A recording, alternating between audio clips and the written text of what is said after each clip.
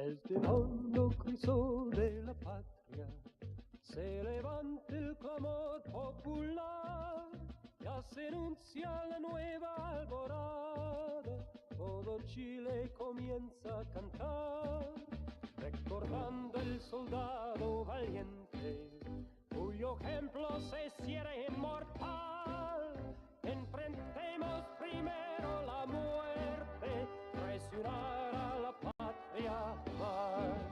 Venceremos, venceremos, mil cadenas habrá que romper.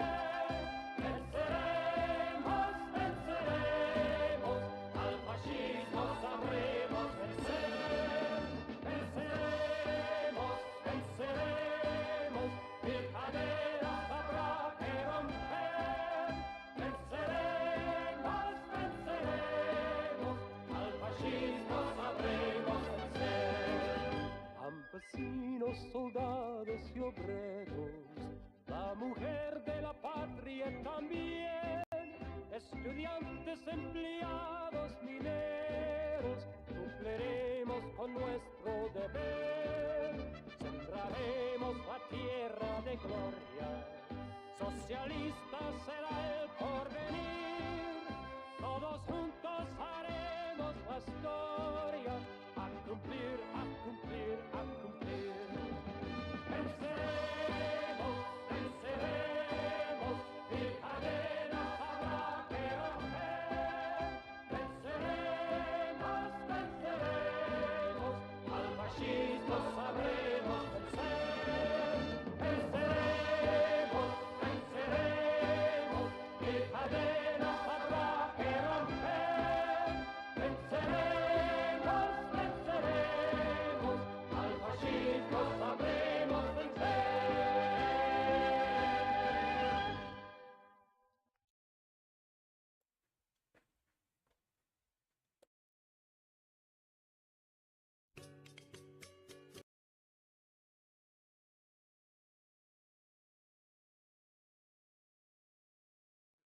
My mic is still hooked up. Yeah, I can. It looks like my audio is coming across. Excellent connection, it says. All right, ladies. Well, to those people that are here. You know, there are a couple things I wanted to talk about this evening. I actually have material to work with. But first off, what the hell is going on back here? Oh, looky here, looky here, looky here. These are things that I added earlier today. It looks like we're having an issue. We're going to have to open those up here. What is that? It's like those things were never even added. That's very odd. Anyway, yeah.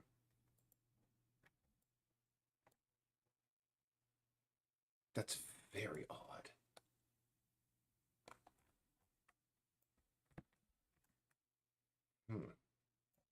Well, you know, there's an old-fashioned solution to this. It's called just hammering it right into it. You don't want textures? Here, take these textures. Damn you, take them, take them. Yeah, so there are a couple of things. Number one, the other day we got a message from let me just check my audio levels because I don't want to be blasting anybody out. Okay, cool. They said it should be like at the edge of yellow, so I'm going to just lean into the mic, you know. But yeah, we got, you know, over the course of years, we've gotten, you know, publishers who've gotten in touch with us, of course, and they're like, hey, Peace Island, totes interested. And, you know, somebody, you know, the other day, the other day we got another one, and at first I was like, well, this is kind of interesting. Apply all. Because it was called Snail Games, and, you know, one of the spirit animals, it seems, the project is a snail. Maybe it's because it's taking so long, LOL. Anyway, well, no, it's just, well, I mean, one of the NPC species in the game will be snails. But anyway, I got back in touch with them, and, you know, I stupidly didn't look them up, because if I had, I would not have even bothered responding, because here's the thing. They are a company in, I mean, they are, you know, Snail Games USA, but here's the problem. They're in China. I don't want to work with China. We really don't want to work with any Chinese publishers. we're going. I mean, if we have, it is not. I mean, I'm pretty sure some people are going, "Oh, you're being very suspicious," or whatever, or it's you may be you're seized with bigotry or whatever. But I number one, um, I have a feeling, and number one, here's the thing: is that we would have absolutely no creative control. We might have limited creative control over the version that's released in the United States and some other countries, but unfortunately, in China, they have laws against such things as, I mean, literally, if you have a talking animal in a movie, it will be censored unless falls under certain circumstances or criteria. For example, Kung Fu Panda survived that because, well, it should be pretty obvious why. And so, considering the game does have conversations between animals, I don't think would fly in China. But also, uh, I mean, I've said this so many times just in like random conversations where I've been rambling. But anyway, we need to go over to Eric Interior. Let's see. Yeah. Um, that here's the thing is if I've not made it clear, I mean, I'm pretty much strident leftist. Thing, but these days you'd call me a radical loony leftist, but back, and I think about like back around the time you'd call, oh, I was born, you'd call me either a moderate. You'd probably call me a conservative Democrat or a moderate. But these days, anything beyond that is considered, crazy. But tangential to that, and you may think that this is not moderate, but I think it totally is. I happen to be a Marxist. I'm a straight up overt. I have no problem admitting such, because this is not 1950, and et cetera, et cetera. Let me see. What I'm trying to do is, yeah, I need to go to the library because what we're doing is tonight we're going to be adding a few details to the library that we've been meaning to. Well, we were going to put some of them in. Basically, I was going to hold off putting any like these kind of artifacts into the game until we got the history museum done. But really, it's not bad to have a little bit of a hint of stuff to come, especially when you've got like spaces you need to fill. So let's see here. Um, let's see, basket. But anyway, getting back to the political thing, is that if you're not aware, China, it claims to be a communist country. It's a communist country the way the Kentucky Fried Chicken is vegetarian. It's not. It is just not. They gave up all pretense to that many moons ago. And I mean, I think the most glaring aspect of what China, I mean, what China's attitude is toward Marxism these days is I read about this in first the New York Times and not the New York Times, the Wall Street Journal, but I was like, I have to verify if this is true. And sure enough, it's true. There are some students. I mean, if you do not know, it is common in communist nations for their founding father. I mean, just as we do in, every nation has their myths, their founding myths about their leaders. Here in the United States, we're taught from a very young age these crazy like schoolyard things about, oh, George Washington, he never told a lie, he chopped down a cherry tree, that sort of thing. And the same thing happened in Russia with Lenin, and I mean, there is a seed of truth. Lenin was he started off as a country. I'm just a simple country lawyer, and he worked, helping to get representation and end oppression, et cetera, et cetera. Not to go into all that detail, but anyway. And it's up in the air whether you want to believe that or not. But that is, one of the founding things in many communists and pretty much every country is that they have their founding myths about, the great people in their history. Um, and I read this story about how kids in the universities, they graduate with a degree in Marxism, and they are they come out of the college with that idea that they're like, yes, I am going to go out and I am going to forge that. What the heck is going on here? How come? What the heck happened over there? Oh, maybe I plopped that down early and I don't even remember it. Anyway, they come out of, sincerely, students at economics universities, when they come out of there, they're like, just as some people in the West were like, oh, yeah, I'm going to bum around Europe or I'm going to go out and find myself. I mean, the Chinese students are very aware we are a big country, then some parts is underdeveloped, and there may be oppression out there, et cetera, et cetera. And they are like, I am going to step into the footsteps of Chairman Mao, and just like him, I am going to walk the country, get in touch with the peasantry, and stomp out, oppression and help unionize and against and wipe out exploitive landlords, et cetera, et cetera. But here is the big problem: all those students wind up getting arrested, like the moment they try anything. The Chinese government has absolutely no tolerance for anything like that. The Chinese government is just it's Oh, good. You could say, yes, the United States government is hypocritical. Absolutely. I'll grant you that. But let me tell you, compared to China and Russia and a lot of other like prevailing models of how to run a country around the world, I will say, I mean, it's kind of strange how we here on the left in this country have become the patriots, whereas the right wing has become the America sucks. We're a third world country, man. Anyway, getting off of that. So essentially, I don't want to work with a country that literally like jails its own people. Okay, we'll get to okay. I was using an extreme case right there of just like okay, a very like long example of why.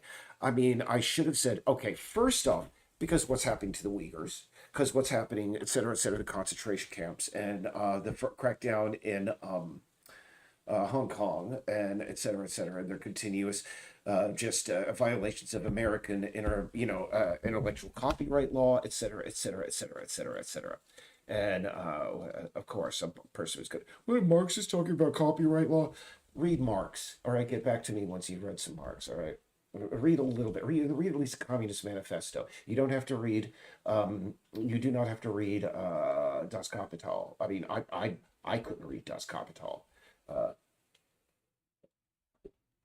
I mean, I will say, if anything, I've never been a fan of Ayn Rand, but when it comes to like fringe political, texts, I will say that Ayn Rand was created something that was slightly more readable than Das Kapital. With Fountainhead. Um, uh, Never been. Well, so really, because of number one, human rights concerns. Number two, uh, you know, uh, intellectual property. And the thing is how could you be a Marxist? I'll expand on that just a little bit if you do not know. Understand that this project has been a communal effort. It has not just been myself and Laura. Artists from all around, and we have, I think, over 50 artists from all around the world, including both Ukraine and Russia and Israel. And I forget where the Arabic artist was, but anyway, you'll get the picture. We've had people from all around the world working on it. And when you're developing a project like this, I'm not just a safeguard. I'm not just a protector of, the stuff that Laura and I have produced for the game. I am the protector of everybody else's work as well. So it's a communal sense of duty and needing to protect this. But anyway, getting off of that, and also, I know China is just bless them. They are still a developing country and everything, but they just I am from the United States, so I mean I just have to say this comes from the show some chauvinistic American, et cetera, et cetera. And somebody's going to be, oh, Eric is apologizing for being an American. Oh, come on. We're all chauvinistic about our countries. We all are. And also, she's talked to Donald Trump, who constantly badmouths his country. Anyway. There are two great YouTubers. What they're called Lao Y and Serpent ZA. They do. I mean, Serpent ZA is a little bit too conservative for me, but but they do good perspectives on China because they both lived there for like, well, I mean, between them like 3 decades, and I think individually like 15 or so many years, maybe close to 2 decades apiece. And they, I mean, honest to goodness, when they came out of there, yeah, they didn't have much nice to say about it. Because I mean, I remember. I mean, the problem with China, and by the way, I just black. I need to get a texture black. One of the problems with China, and I mean, China over centralizes things. And if you are not aware, just within the last 20 years, China went from being, at one point, they said they were going to become the number one English speaking country in the world. And they made English lessons mandatory. Then, I forget whether it was under Hu Jintao or Zhou Enlai, or no, not Zhou Enlai. Goodness gracious, that's back in the days of Nixon. Anyway, um, one of their, premieres that they had before their, leader for life currently, Xi Jinping. Let's see, ROT.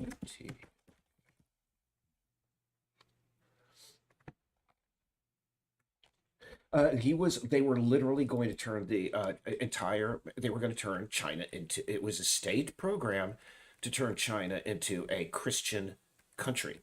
For a couple of years, there were more Bibles being printed in China than any other country on earth. Because they, the one child policy that they implemented back many decades ago is unfortunately still having issues. And one of the major issues they're having is just, there are not enough people that are young now that can take care of people of their advancing age. They're boomers generation. And so literally they said, there are Christian charities. We are literally going to turn China into the largest Christian nation. We're going to have Christians, organizations taking care of all these issues that normally, the state would have been able to and no longer can. And so, I mean, imagine that a communist country would go, okay, we're, China of all places would go swerve from being, okay, we're going to, be this English speaking language country to again, and then a Christian country, and now they're severely nationalist, where they're like, "Oh, every other language is filthy, and we can only speak our beautiful." Jeez, I forget the. I don't speak Chinese anyway, and it's kind of strange because I mean, when you have that, that is just too much centralization, and I mean,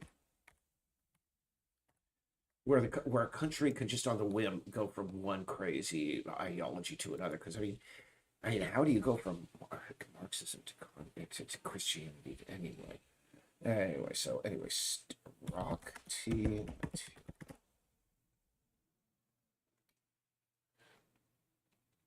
Yeah, it's just a wacky sort of issue. There we go.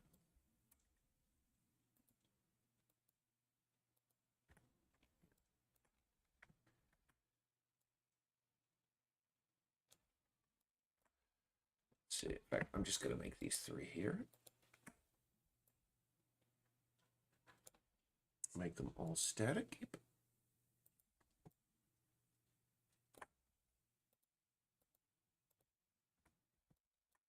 Grab another rock texture. So yeah, I made the mistake of just initially responding positively to that company, and now I'm gonna have to go back and just go, hey, I'm very sorry, but we just don't feel, and they'll be like, oh, hypocrite, United States, human rights violations, etc. Yes, absolutely true. You got us. Absolutely true. You got. Oh my goodness, China, you got me there. But I mean, one of the things that like I said, Lao Y and Serpent ZA talk about is that they say that the difference between their current generation and the people who went through, the boomer generation there is like two or three generations like it would be here on the West. There's just so much of a difference. I mean, there's still, I mean, half the population over a certain age there doesn't even believe in germ theory. They're like, we have no concept. Because, I mean, that's another thing. I mean, jeez. Well, no, there is a heck of a lot of, I mean, anybody knows. I mean, communists, and Marxists, they like fighting with each other. Sure enough, yeah. Well, I got a lot to say about them. But let's see here. What I want to do is just get one more artifact over to the right and place some gold text. And then add a few just details. Let's see what else we got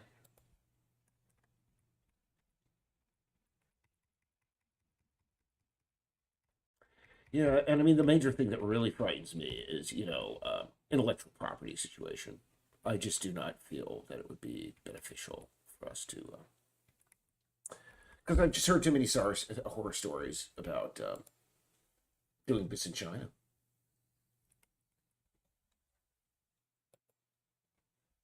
Come on. Okay. Because we had a couple of different baskets. For some reason. Yeah, there we go. Because we have the other one, right? Yeah, that's the one we have now. We want the other one, which is, let's see which one's highlighted. Okay, cool. That's the one we want now. Take this one in. All right. But let me see.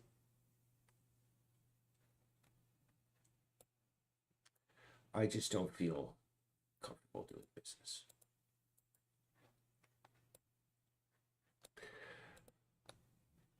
And also, I mean, it's just, gosh, I'm pretty sure people, oh my goodness, the things that were said. I mean, I just know that, I mean, there's this crazy idea among the younger. I mean, really, there just seems to be a great cultural disconnect. It's still unfortunately.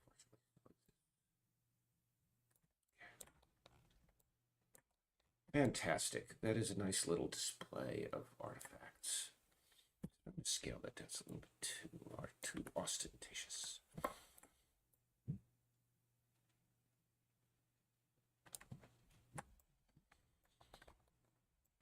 Okay, so now we want to go back to over here.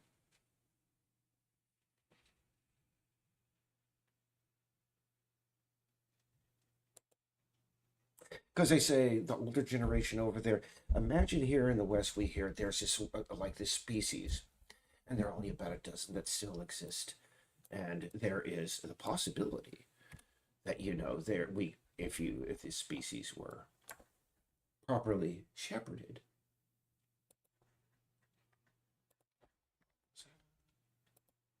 Oh yeah, I was going to do the text.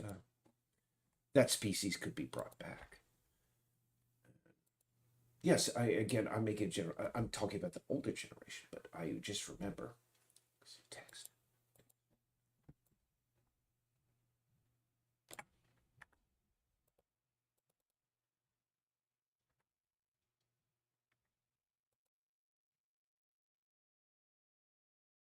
Let's see. I can't. I I keep forgetting because there's this way you go into edit. Oh yeah, you gotta go into edit mode, and then you go. Okay. Um, what would these be? What would be a good title for this exhibit? Wabanaki. Um,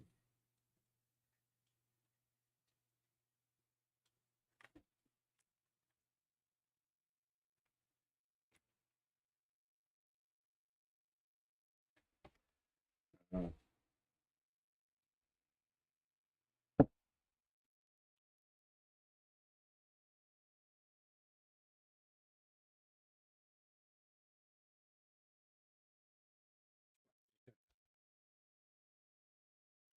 It's strange that I never thought about this. What would be the title of this Wabanaki?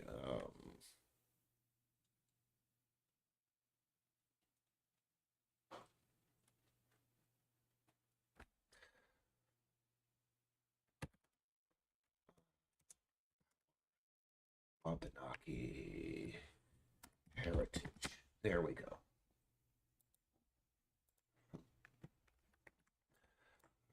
And now let's solidify. There we go.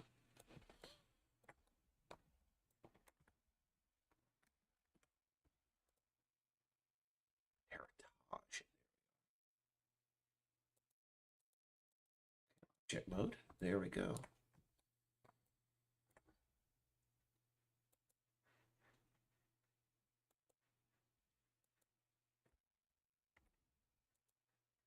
Export FBX. I'm thinking, yeah, we just have our desktop here. I'm just gonna call this WABA. I hate that. WABA. And if you're not aware, the Wabanaki is sort of like a confederation name for the various tribes from this area in Maine. And actually, I just realized this is off center, so it would be helpful if we did. Okay, nah, I'll make do with what I got. I can make this work. File. Our stuff.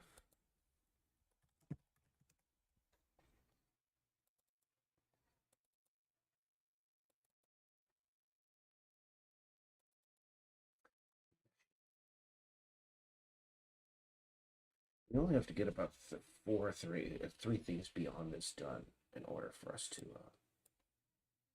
let's say we're at 75%, which is significant. 75% since our last. I think in the next beta we're going to start the list over, because by then we'll be down to probably 32 items, and we'll say when we're done with 90% of that, then we'll do the next beta.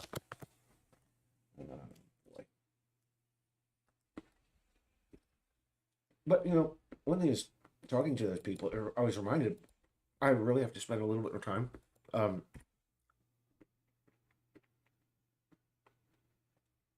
I need to let's see, what happened to this? Did it not save? File, export, FBX, workbench, WABA, FBX. Oh, WABA, there it is.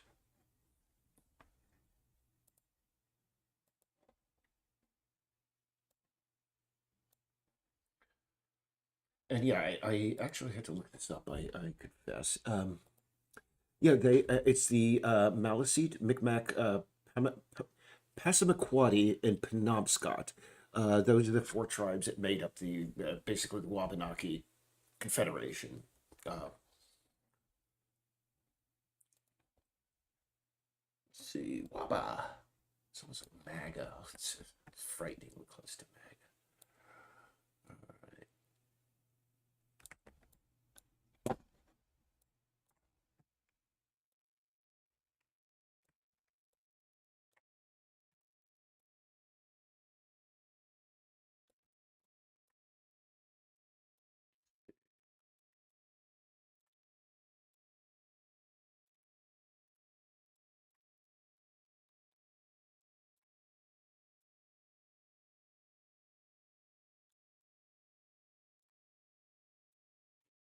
And so it's like embossed on there. Zoom in. Get it into perspective so we can properly zoom in. And I want the brass texture on that. Or matte material. I still get those two terms, material and texture, screwed up in my mind sometimes in discussion.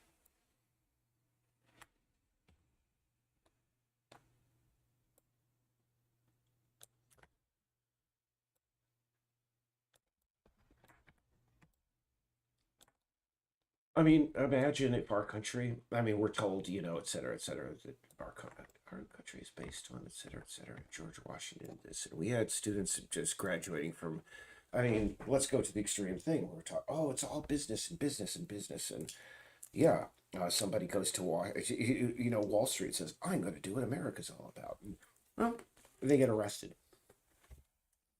Because unfortunately, what is the United? Well, not America, but the United States is unfortunately all about. Now,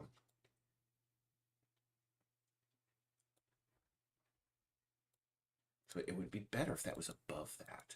It's not as easy to read.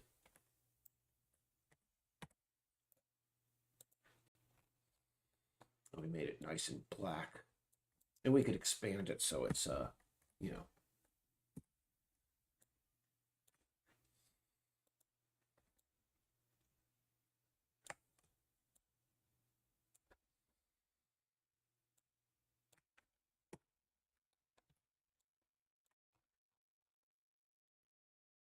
And in choosing this title, by the way, I am totally aware of the irony. We have this like nasty habit in the United States, going, oh yeah, that we honor the the heritage of the people who came before us. Well, yeah, after we totally wiped them out. Just saying.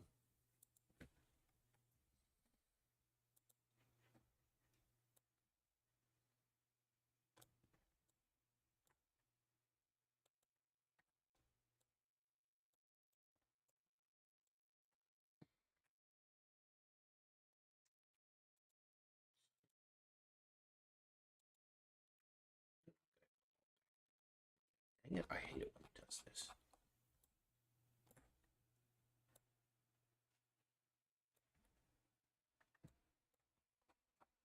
Quite frankly, I wouldn't mind if people come out of college. They're like, I'm going to go to Wall Street to do this. I'm going to get and arrest them. Yeah, put them in jail. Yes, please do.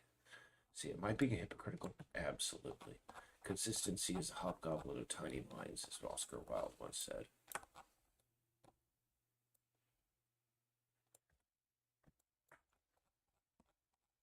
Oscar Wilde, is he related to that Meyer guy? I like hot dogs. Yep.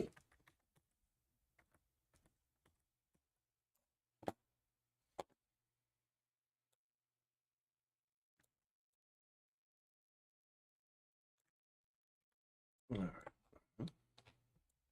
There we are. Beautiful. But jeez. Let me just check upstairs because I don't think we have little cards on the Bible display. Nope.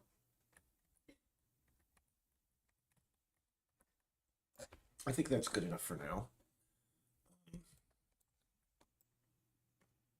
But we need one thing on all three of these cases, and I forgot. So I want to take care of that really quick.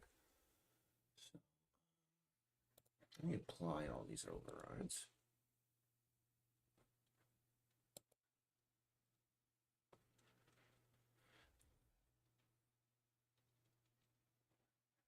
Hmm.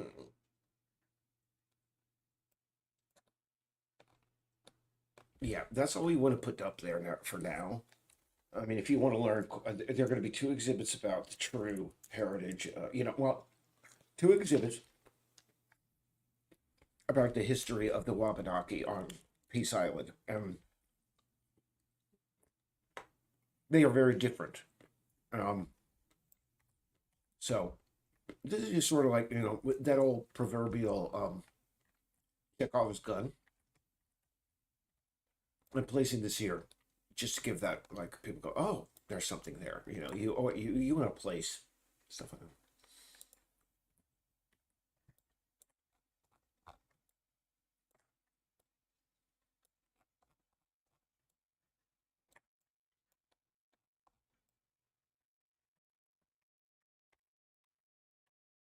And one of the things, I mean, I could continue talking because I don't really talking about politics. Anyway, people are very upset. I was initially the debate the other day because well, let me tell you again. I think I've made this clear. Uh, In this country, we are unfortunately stuck with two like choices, and while Joe Biden is far from my favorite, yeah, I would much rather prefer Bernie Sanders or somebody like that. But I am going to be voting for Joseph Robinette Biden again. Oh, hello, we got somebody tuning in. Hello, because well, the alternative.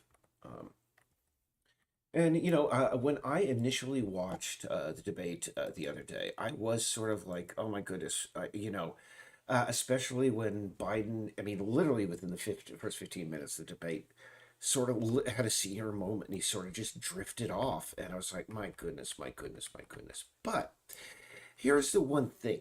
Um, I'm 54 years old, and I remember the election of 1984 where you had Ronald Reagan going up against Walter Mondale. Now, prior to Trump, the Republican Party was all about Ronald Reagan, but and he's now unfortunately considered to be one of the more successful presidents, and he was because he really screwed this country up in ways that we are still I don't think we're ever going to recover from. But understand, in 1984, there were a couple of debates between him and Walter Mondale. Walter Mondale, if you're not aware, was a vice president under, we don't want to miss on that, under Jimmy Carter. Jimmy Carter was a one-term president who was the most popular guy when he left office. And the Democratic Party at that time, at this first time, it had a choice between Gary Hart and Walter Mondale. Gary Hart, prior to that point, had not had his sex scandals and was a far more attractive, thing than the vice president. To basically any one-term president in this country is considered to be a failed president. They just are. But anyway, back then, Ronald Reagan, I mean, despite, the economy being in the crapper and things not being all that well, yeah, I'm doing this. I'm zipping around when I'm just rambling when I should be going. What I want to do is I want to go over to the town hall and I want to grab this sign that says, do not lean on glass. I want to put three those on top of there just to stay consistent. You know what I'm saying about. You know what I'm talking about? I was saying. But anyway, like I said, I was remembering the first debate, and people weren't giving. I mean, at that point, I think Mondale. I mean, Mondale lost the election pretty badly. He only got Washington D.C. and Minnesota in the end. But he was really, really bad off. But he couldn't get a crowd more than a dozen people to show up for one of those things. But they had that first debate, and I remember Ronald Reagan that day, and this was that's fine. Does this? Oh, this does not have. This does not have the rigid body on it, so that people can swat this thing around. The please don't lean on glass thing. But anyway, Ronald Reagan had his first debate with Walter Mondale, and I remember as clear as day.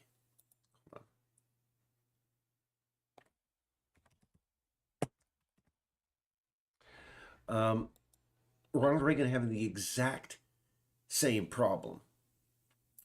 Let me see, mass 0.25.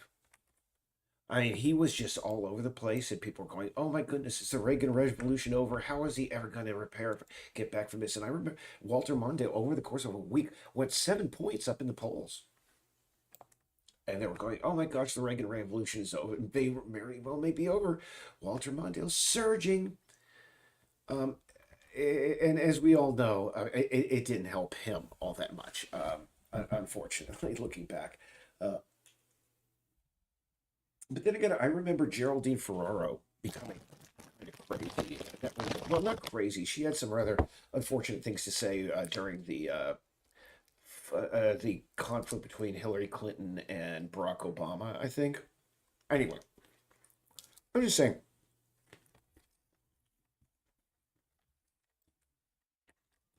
if I can remember that debate performance, I know Joe Biden can too. And what I think, considering he signed up for three of those, and Joe Biden knows this is something that I seem to see it on the political right quite a bit. They've lost all judgment when it comes to viewing polls.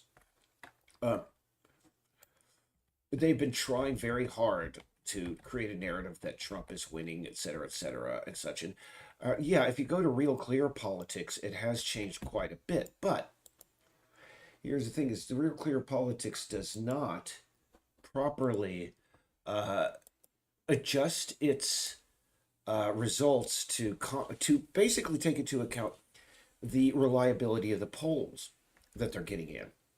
Real Clear Politics has Trump going up about a point over the last like 48 hours, but Nate Silver's 538 has not seen anything, and I trust Nate Silver, 538 over Real Clear Politics any day of the week. Real Clear Politics has become, he started off as pretty nonpartisan, but has drifted further and further to the right lately.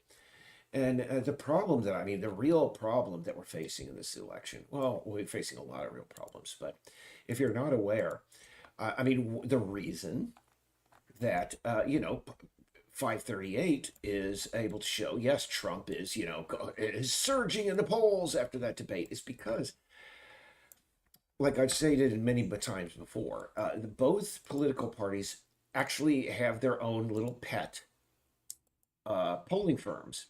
And they are, I mean, the left has Zogby, the right has about 5 times as many. Because in this election, understand, considering we're dealing with a situation that no matter what happens, Donald Trump is going to be declaring victory and claiming that he got robbed. The Republican polls that are being created by these pet organizations from the GOP are not interested in reflecting actual voter interest or how they are going to vote. What they are interested in is creating the narrative of Trump being in the lead. It doesn't matter whether he is in the lead or not, because of course, you know how things turned out in 2016, etc. But that is the problem. And because of that, I mean, for example, you have this thing called the Trafalgar Group. The Trafalgar Group couldn't pick a winner in an election. Oh God, I can't come up with a metaphor. They're so bad. They're the worst polling firm in existence. And I remember in the lead up to the last election, Fox News was going, "Oh my gosh, Trafalgar Group, unbelievably great. They are the top notch in polling." It's like, no, who the hell thinks a Trafalgar Group is the top notch in polling? Nobody thinks that. But again, we're dealing with another paradigm on the right now. Again, they are not so much interested in hearing the truth about the matter. All they want to hear is, yes, we are in the lead. We are in the lead. It doesn't matter the numbers are correct, because again, I mean, they are going to claim victory no matter what happens in November. So that's the thing, is when they're going to the election, they will have created this narrative. Look, all of our polls say Trump is in the lead there, and all of a sudden, Joe Biden was. This makes no sense. And that's why I'm kind of glad that you have Nate Silver over there that does, I mean, again, take into account, how accurate these polling organizations can be. But again, we're unfortunately dealing in this country with a situation where we do not have a consensus on reality anymore. And the saddest thing is, I mean, I will agree with, Rick Wilson and the people, those, ex-Republicans over at the Lincoln Project. There is a part of me that would really like to sit down and talk to a Trump supporter, and have a rational conversation with him. It's just that I know, and it's absolute fact, there's no way that we're going to be able to convince each other. There's no way. There's just no point in it. So why even bother now? I mean, and it's sad. But what can you do? What can you do? Our politics has been toxic for quite a while. But seriously, ever since Trump shat his way onto stage, it's gotten so much worse. Okay, I actually separated this list into things that I can get done easily off the bottom, so I'm working upwards. So next, the lobster tags. Jeez. Okay, I got two choices. I could either add the former radio DJ list to the radio station, or I could place lobster tags. Hey, I'll leave it up to any. Hey, Wayne, I can see you're in the chat. Hey, I'll leave it up to you, Wayne. What would you rather have me do while I ramble incoherently? Place lobster tags or put the well, nah, screw it. I answered that. We could either work on the library notepad or we could place the lobster tags. Those are my two choices. The thing that I'm going to do before I just say, okay, I'm done for the day. Because we're coming up to on 195. At that point, we're at 195. And I just want to get to 75%, which will be, tomorrow. I'll be right back. Let me know. Be right back. Where in the hell is my OBS studio? There it is.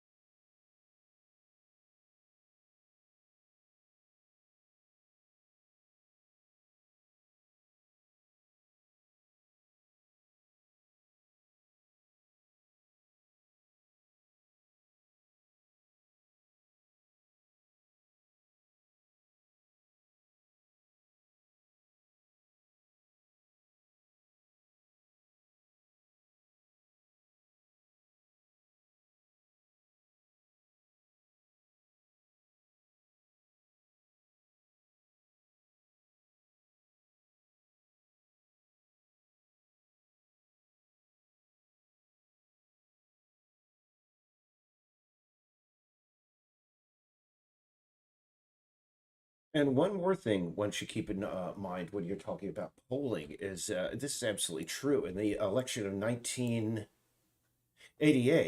Michael Dukakis was a Democratic nominee.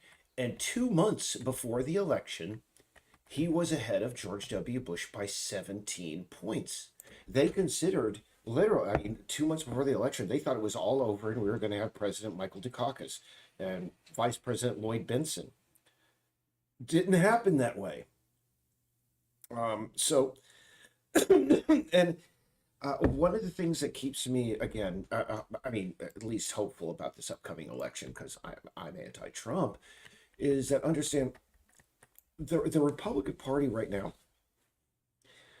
is a bizarre creature because what most of the people they've had such a brain drain of people leaving the party since the age of Trump. And right now, and because it's a party that is literally run by one person whose word is law, it is a shambling mess. Just about everybody that has any experience in electoral politics, both on the left and right, has basically joined the United Front against Trump. So I think again, uh, there aren't that many great campaign minds working on the Trump side. Because again, in the end, they don't even have to win. They're just going to claim they're going to win. Uh, it's just crazy because it's kind of just again strange for all of us leftists to be like, yes, tradition, yeah, our national because we for the longest time were the people are like, United States is so screwed. We need to blah blah blah. So many things are bad and whatever. Right. Well, the thing is, our approach was here's a problem.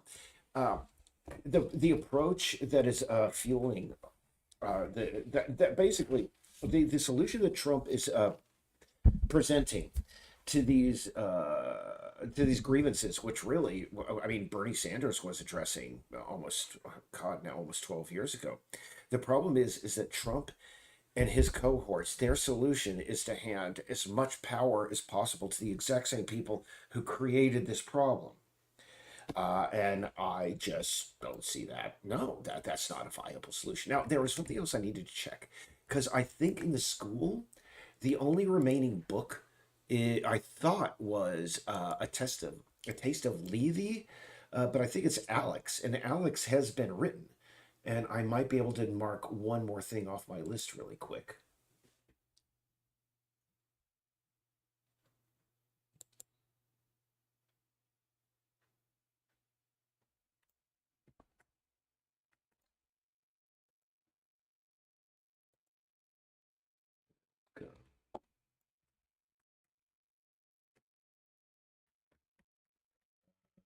Because I think the only book that has not been, let's see.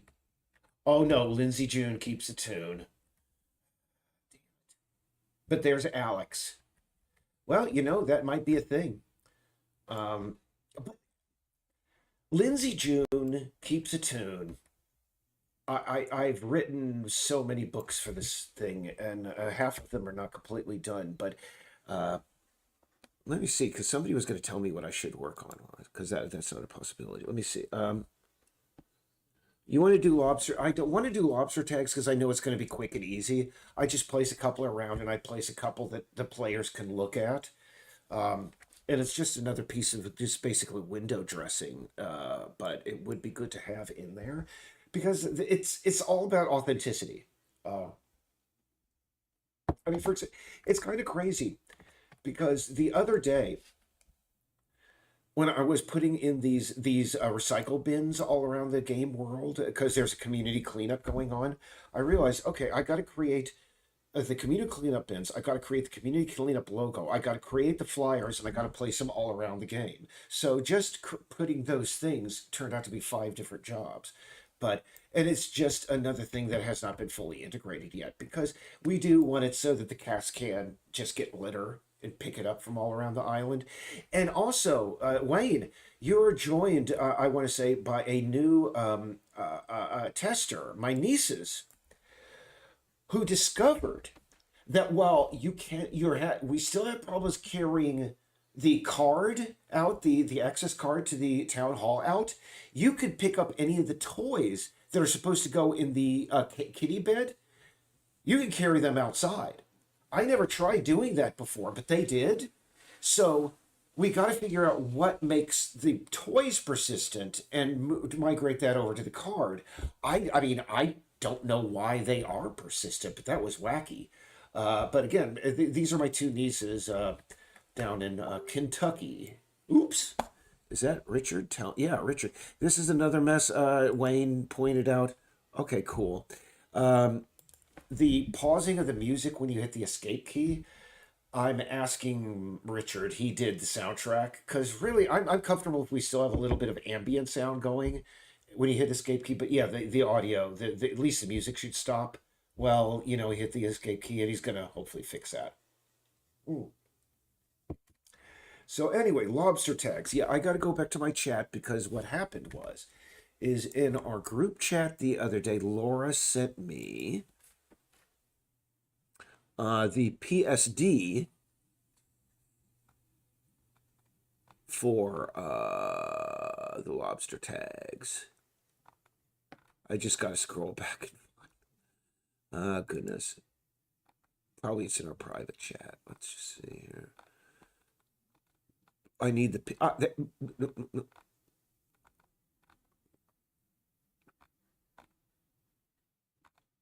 Okay. Yeah, some crazy stuff happened, and I'm not even going to go with family stuff, sort of. Let's just see here. Law. Nope, no tags. Let me see tag. Ah. Let's see. That's strange. Hmm. I may have to talk to Laura and say, please resend that because I am not seeing it over here.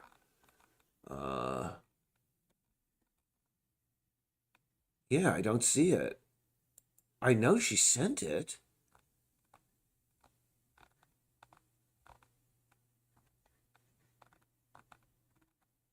Just doing one. I know this is not exciting at all, and I'm sorry for anybody who's tuned in. I regret.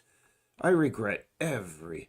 Yeah, oh, lobster tag. There it is. PSD. Excellent.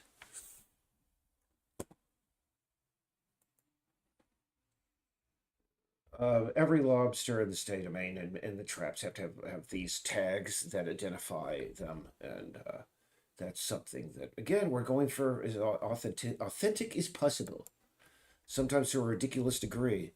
As you see a cleanup campaign flyer there. Let's see here.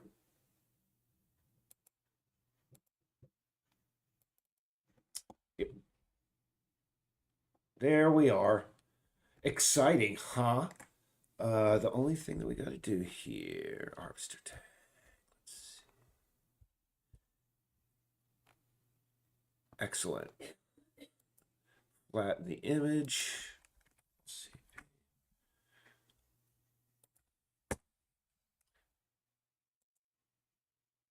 By the way, it's kind of crazy. I go into politics.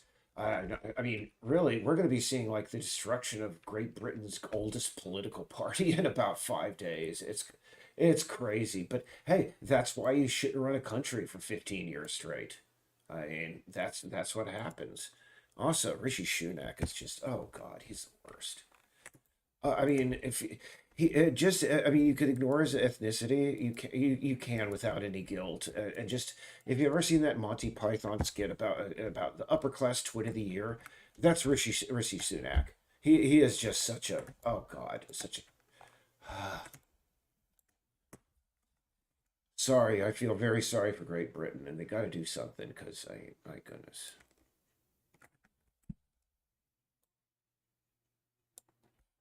Then again, heck, we had somebody running our country for close to how many years? Because FDR was killed. Yeah, well, no, he was killed. I'm sorry, he died in that. I forget what, how many years he was into his fourth term when he passed away. But so maybe I shouldn't be so judgmental. Okay, all right, yeah, and I want to make this. Let's see, filter. Oh yeah, yeah. Sorry, CV. Blending options. Okay, we want this to be bevel emboss. Yep, there we go. So we have that nice sort of brass tag look, you know. All right, so now I need to fill these out with the handwriting because we have the font of the handwriting for each of these guys down. But I have to go to our wiki because I do not have the handwriting of all three, the handwriting font of all 38 people of the islands memorized. I just don't. So I got to go back to our wiki and look it up. This is one of the reasons I put doing the lobster tag. We're off. We're down to the point where we just have really difficult and very boring jobs left. I think we've been able to go about 10% toward our goal every week for the last like 3 or 4 weeks, but I think that is going to slow down significantly as time goes on because maybe 5%. Um, let's see here. So this, let's see, Davis, Mark Davis. Mark Davis's handwriting is his font is Prof Jorge. Let's see. Text. Let's go Mark Davis and go with Professor Jorge. Come on, it's saving. Oh, and then it just dropped. Hopefully it saved my work.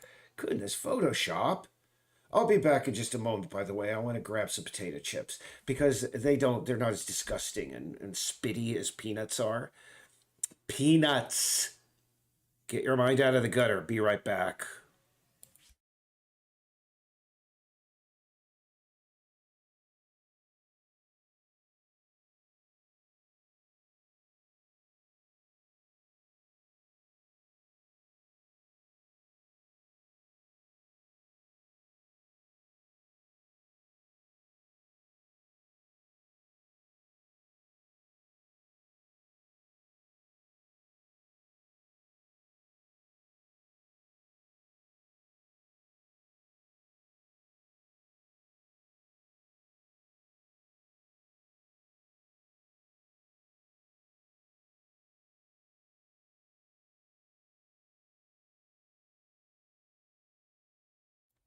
It seems I did lose that work, so we got to do that whole crap again. Oh well. It'll be quick and easy this time, half the time, so. Bink, bonk, bink, bonk, bink. A little bit further out. Oh, God. Sorry, we got to keep that. There we are, perfect. And flatten.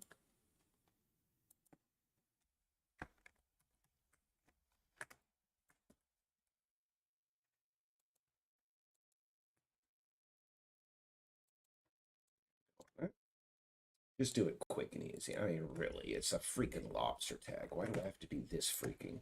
Because I'm Eric. That's why. I've got to be anal retentive about every last bit. And also, can I say, I'm kind of glad that I'm doing this again, because last time I don't think I made this brass, what is it, a sprocket? Is it, no, it's a, no, it's something, grommet. It's a grommet. That's what that is. If you ever wonder what a grommet was. Anyway, filter. No, we want to put this on its own layer.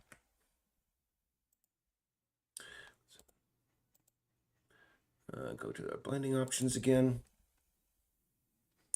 Go with bevel and emboss, just, default. Looks great. Okay. All right, now let's try saving. Oh, no. I had fill it out. Mark Davis. I had fill it out. Come on, come on, come on.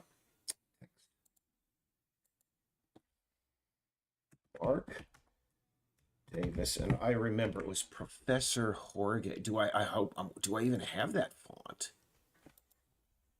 Prof. No, I don't think I do. That's not good. Let me just scroll through my list over here. Oh yeah, I do. Prof Jorge regular. There it is. Boy, he has a very delicate handwriting, that Mark Davis. There it is. Actually, no, that's okay. Yeah, that looks like a rushed guy's handwriting. Permit number. Jeez, I do not know the state of Maine permit number thing, so I'm just going to go. There we go. Actually, no, it used to be all caps, so there.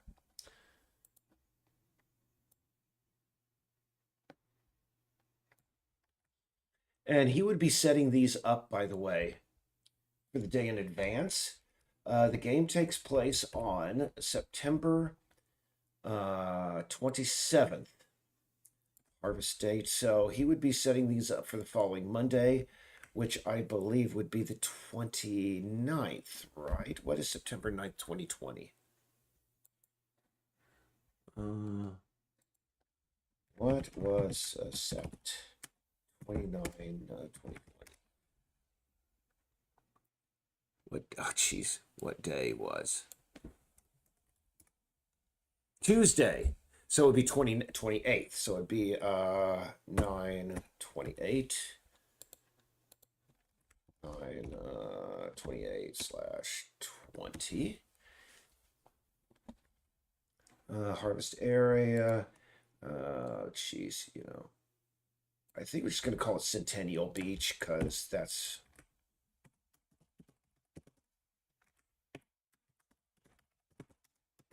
Oh, by the way, that's something I wanted to talk about. This last week, just yesterday, Laura, we went out to Peaks Island for the first time. Well, no, we went all the way around Peaks Island for the first time since the big storm that they had. And geez, Peaks Island has been permanently changed. There was this beautiful, in fact, there are parts of Peaks Island that no longer exist and only exist in Peace Island now. For example, there was this big, huge rock formation called Whaleback Ridge on the northeastern side of the island. That thing has been there for probably hundreds of thousands, if not millions of years, since the last ice age. Not anymore. I mean, rocks the size of a small car. There were entire roads were ripped up and pushed. I have never seen the island change so much. Um, for example, I mean, on P. Heck, let me just take. Uh, Let me see. Maybe we could bring it up because I know some of the damage on Cliff Island is visible. Let me see if I could show you what's happened out on Peaks, because it was just shocking to see. Um, let's see if it shows the new damage. No, it doesn't. Um, Geez, this to just show you an example of what has been washed away. I'm just going to take a screenshot and show you how much was washed away. Um,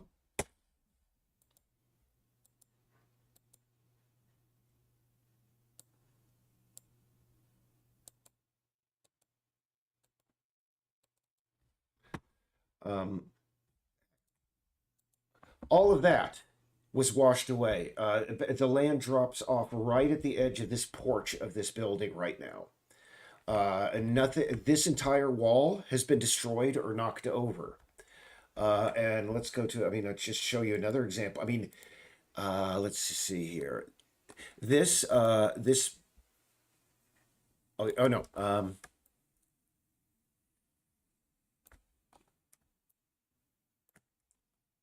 Yeah, this entire brick wall here has been 90% destroyed.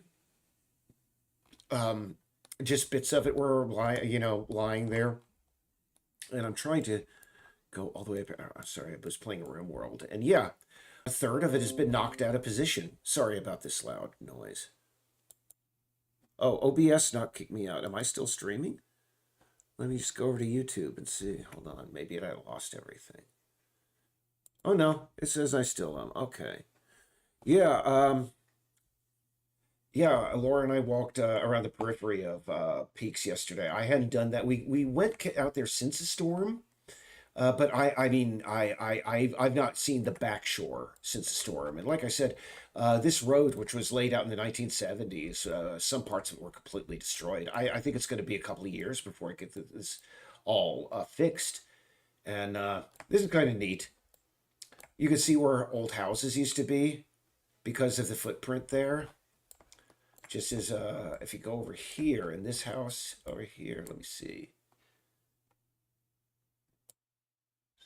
I'm just trying to, it's not as evident, but back in the day, the old foundation of the hotel that used to be here, you could see a little bit of the outline. But to give you another idea of how much was damaged, you can see some of the damage on Cliff. About, for example, let's just go here. Yeah, right here. Um, yeah, let me just take another screenshot so I could show you exactly what I'm talking about. You see where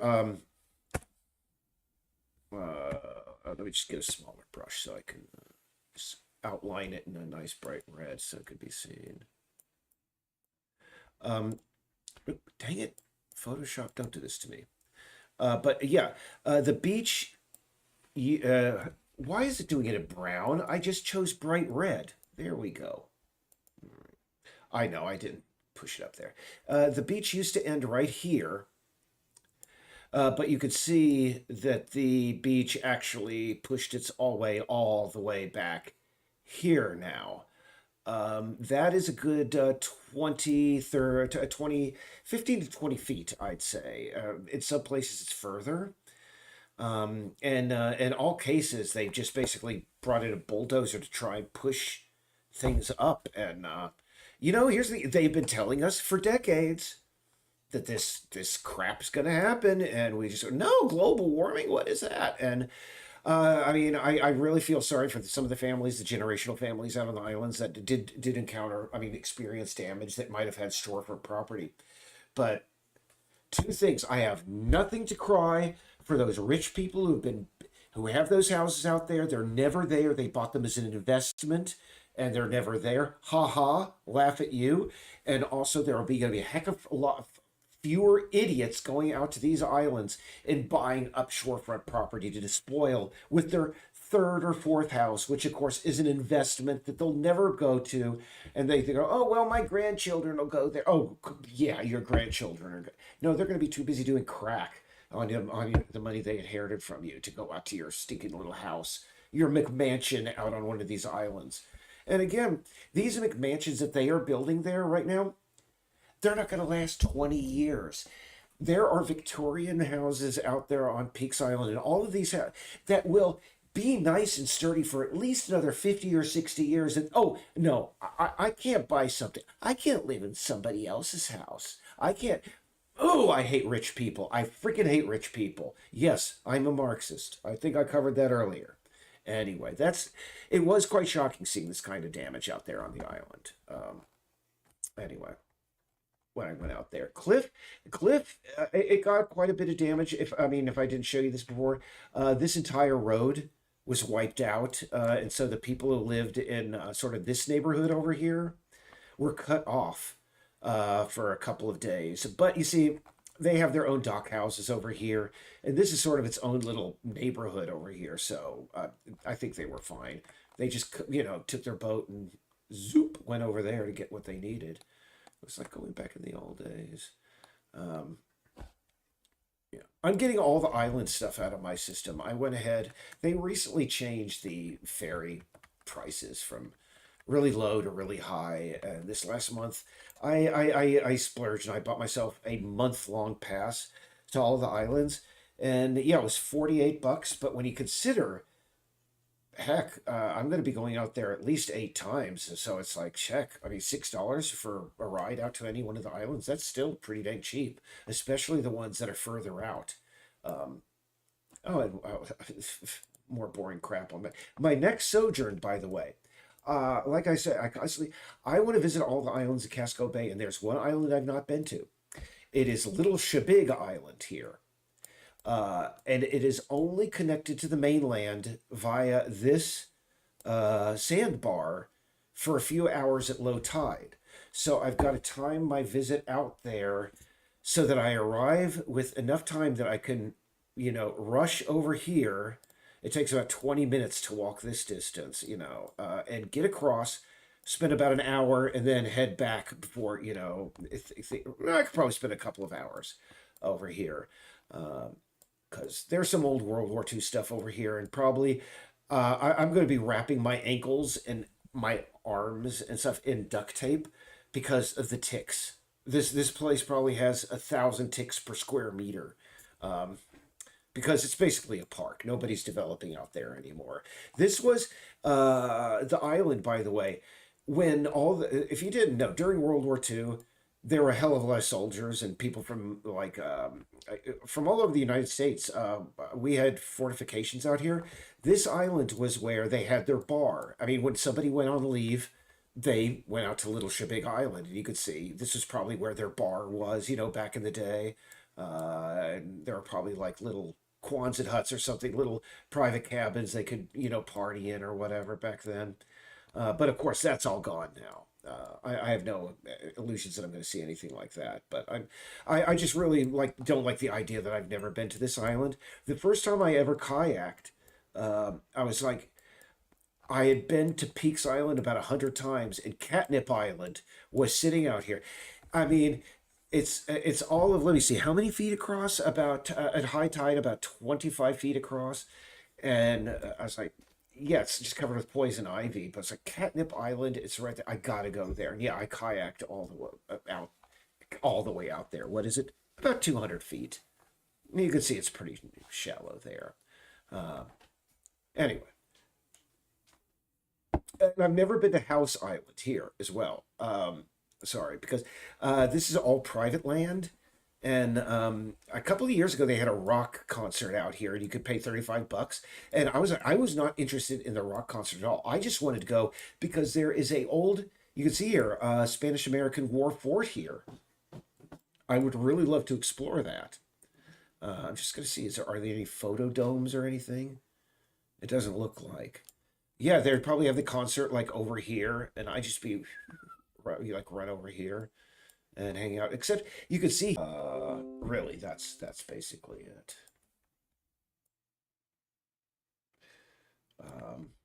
Quantity.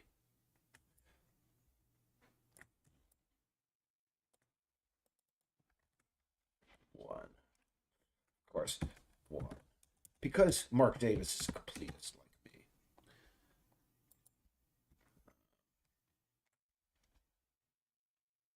That's great. Except I'm wondering, should we make genuine harvester permits? I think that's when I'm like, Eric, you're getting two permit numbers because there are only two on this entire like island, and that's kind of very long. I'm going to see if I can increase the distance between. What is that called? Kerning? I should know this, considering I took graphic design for all those years. There we go. Spacing. There we go. Because you can't really see between. It's kind of hard to read. Yeah, I'm going to fix that because I don't like that W. Going to get rid of that and the second V. Because I don't think there are that many. I mean, you wouldn't need that many numbers considering the number of like lobster fishermen in Maine. Yeah, if you don't know, the oceans are dying.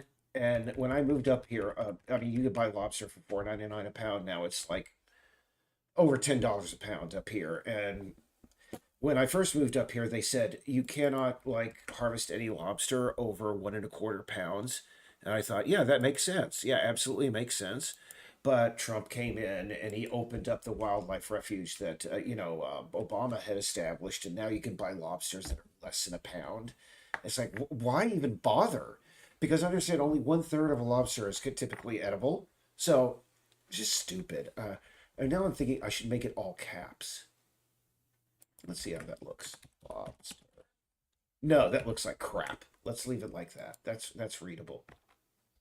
Okay, so we're going to save this as Mark Davis's, and then we have to create one for what's his face? Boyd Grenier the Fourth. And what would this be under? Flyers, tags, floaters. Do I have something for tags already? Tags. I'm going to create a folder for tags because it's probably going to be a billion tags. Tags.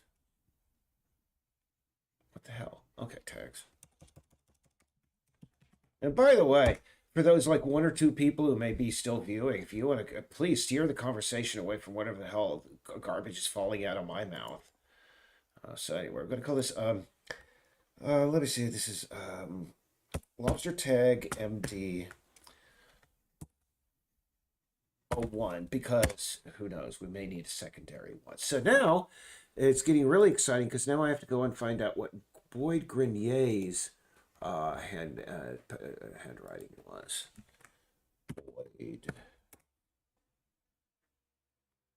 Boyd Grenier the Fourth. There we are.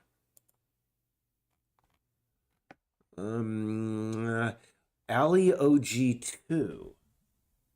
Don't even know. Do I have that one? Let's see.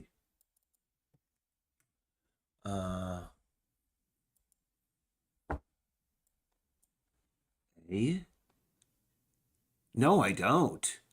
Let's just see here. This is Ali OG2 font.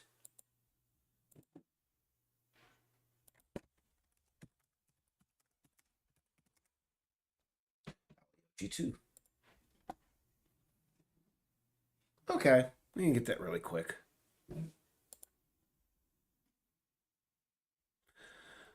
I really like how Photoshop now you don't have to restart Photoshop when you install a new font. Back in the day, you used to have to do that. Every time you install a new font, you had to restart an Adobe product, and oh, so annoying.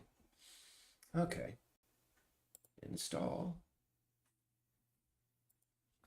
and now Poly OG, and this guy is okay.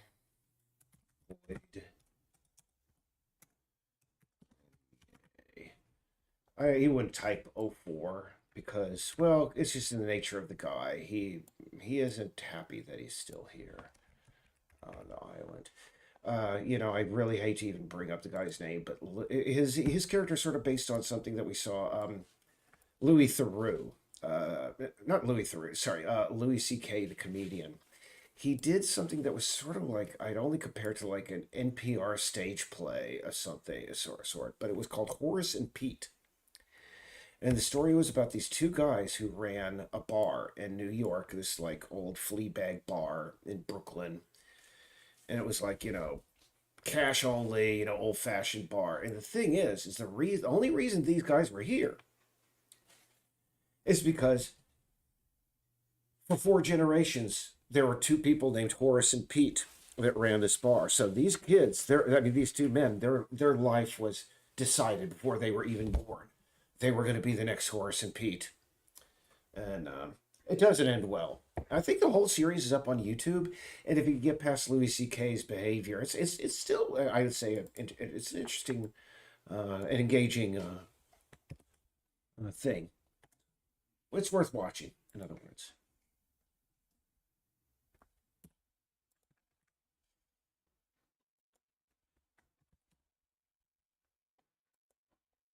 Jeez, I'm gonna have to resize the font each time. Dang it. So this is, what is size is this? This is 146.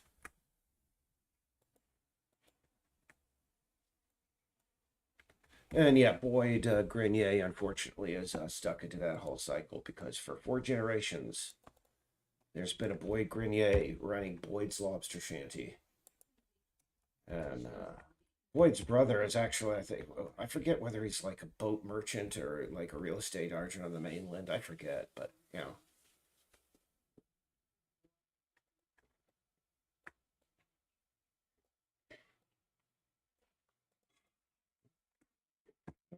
slash 20. Actually, what I'm going to have him do is I'm going to have his out one day later because there's a reason, and I can't go into it, but there's a reason. He just really doesn't care.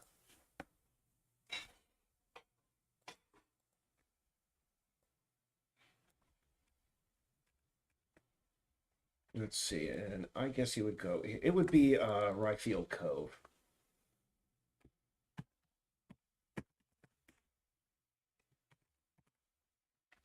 Gonna get rid of that gap. Gonna shrink the gap there just a bit here.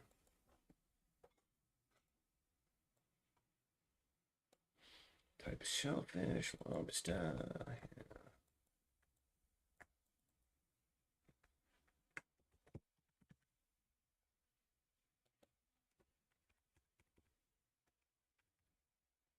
And quantity of shellfish.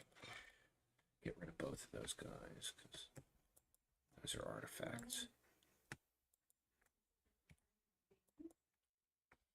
And quantity of shellfish.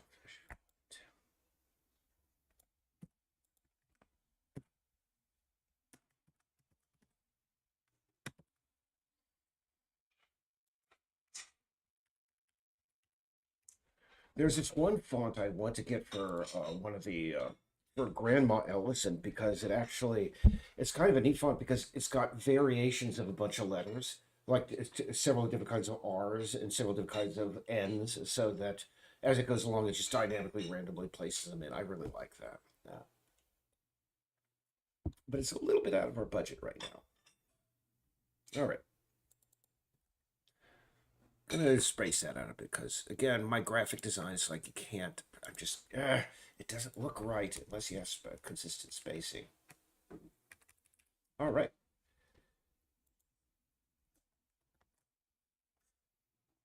Let's see. Cause LTBG, and we're gonna custom for 01 because we never know. Secondary one.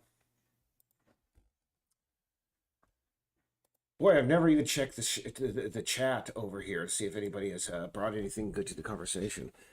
Let me see. Due to an interruption,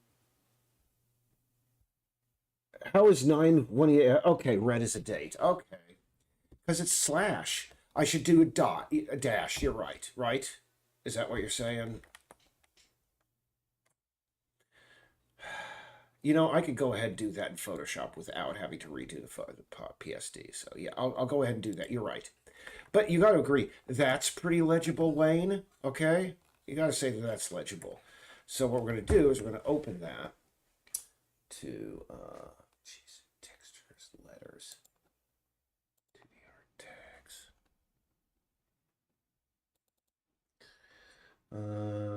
Boy name, Mark Davis. There we are. All right, so what we're going to do here, hate that. All right. We're going to just erase all of that. And we're going to put 928. Let's see. 9-28-20. And this is 146. 146.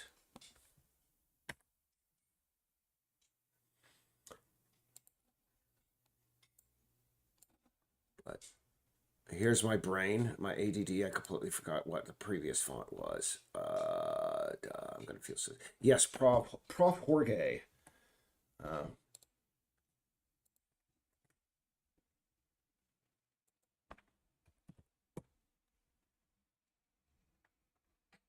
There we go. Jesus, holy crap! All right. All right, Wayne. Is that more legible? Bring it up just a bit so that's consistent. There we go. All right. Thank you. And the thing is, Wayne, I appreciate that because really, you're right. It did look kind of weird, and I was just forging ahead. So, oops, no. Hold on. Oh, these were saved as JPEGs without the alpha, so I gotta add that again. Dang it. Oh, God. Just when you thought it couldn't get any more boring. All right. Here again. And select that. I gotta do the same dang thing over on the other one, too. I don't know.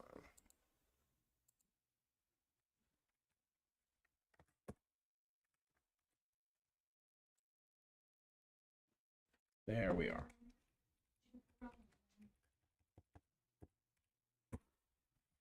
All right. And so we're going to flatten that.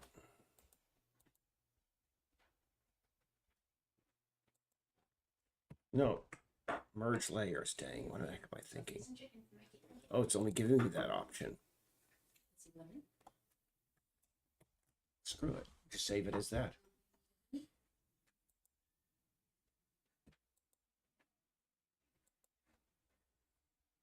Okay, this is, yep, that's what that is. And we're going to go back to our other one, which was, there we go. And we also save that as a JPEG rather than a PNG, because we want the PNG because we want that alpha channel. And this is LTBG. Oh boy, wasn't that exciting, boys and girls. So now we go back into our stuff and we bring those over.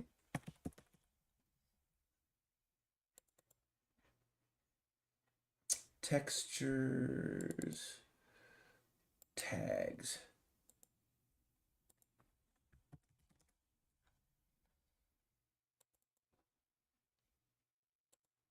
And yeah, oh yeah, there was something I could have rambled on, but you know, I need to go and check the chat too. View. Yeah, I want the PNGs, I don't want the JPEGs. Yeah, there was something I did want to rant about. Man, it's starting to heat up again. It was cold here, by the way. You wouldn't think it would be this cold in the middle of, like, coming up on July here. Yeah, it was actually very cold today. Anyway, okay, so we got to create our prefabs of these guys.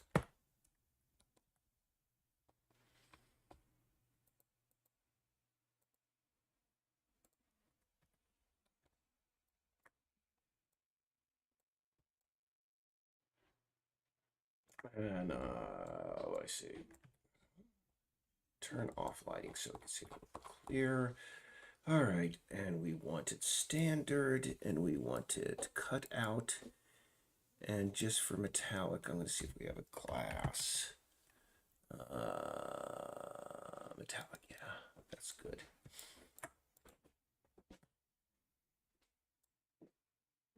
Now, if I was a completist, I'd add a little torus 3D model right there.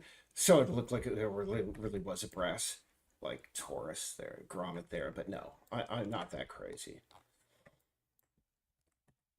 Okay. Davis.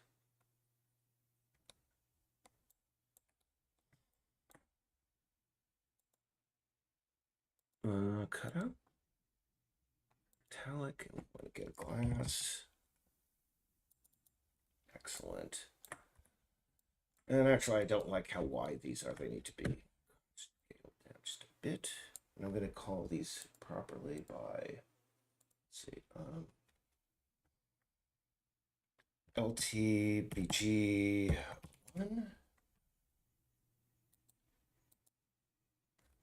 MD.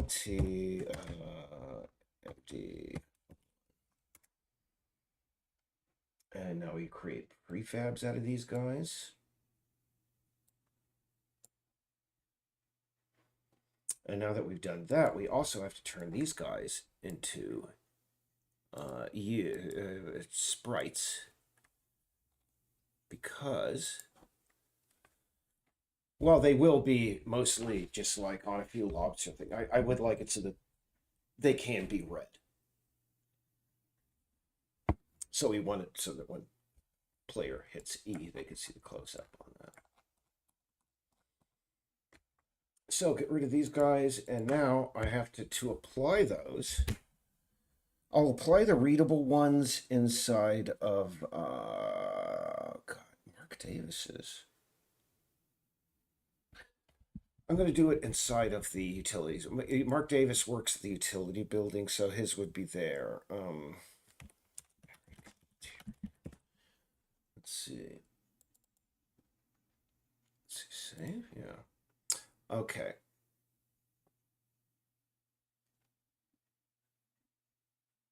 Utilities. Where'd you go, utilities? Where are you?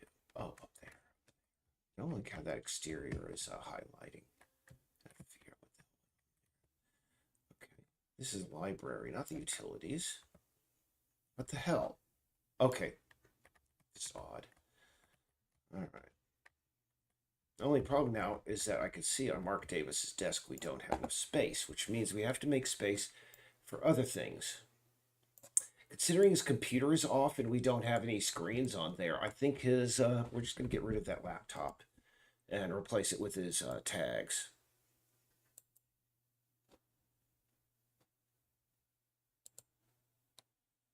I mean, you could look at his calendar over there if you want to get more information on what he's up to. So yeah, let's get rid of that guy and put down another LTMD. Whoa, gigantic. All right, put one, tab, put one, tab, put one. Still way too large, but more manageable. Come on, give me my... It started to complain. Come on, you wouldn't think I have 64 gigabytes of memory, would you? The way this thing complains.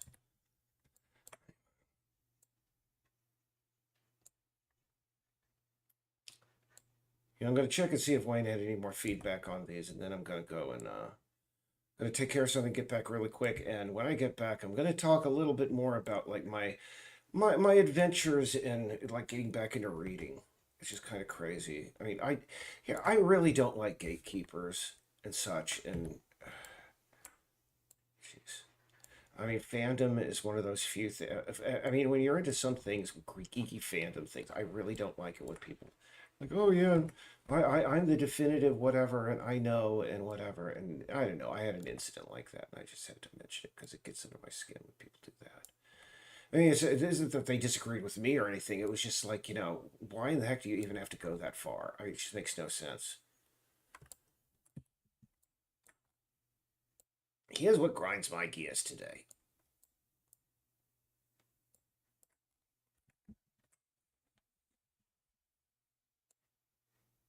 All right, we have 3 of those. Give that a little bit of a rotate, and we put a readable object thing on top, and we are good to go. Except I got to move those into the proper location. They're probably not going to be in the proper location when I try and move them. So let's just see here.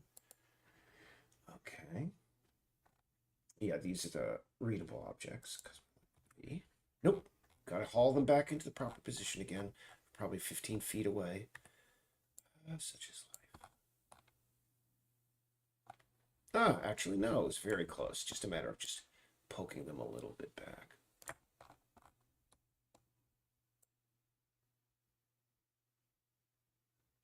And I just realized something. Never made them static. Got to make them static because otherwise it's going to be constantly updating those every freaking frame. Giving the computer one more thing that it has to deal with. Now, the one thing that I don't like here is that postcard looks really small compared to where it should be.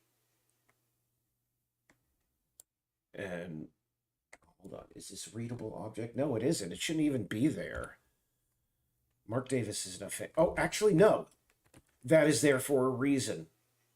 I forgot. Damn. Sorry, I can't move that. Yeah, that is there for a reason because there's something going on with his daughter. But that's again, I don't want to go into spoilers and everything. But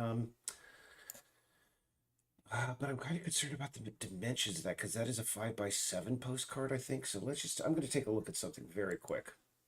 Let's see, 5 times 0.4551. So, no. Oh, because that's the number of inches, yeah. So, create 3D object, cube. What I'm going to do is up here, there's scale. Move that up 0.2. Yeah. It looks like it is a proper size. Go figure. That means I need to scale these guys down a significant amount because these guys should be much smaller.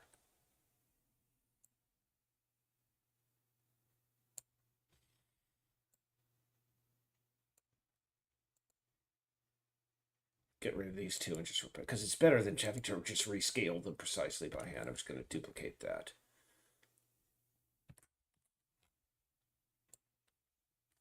Dang it. When I say duplicate, I mean duplicate. God dang it.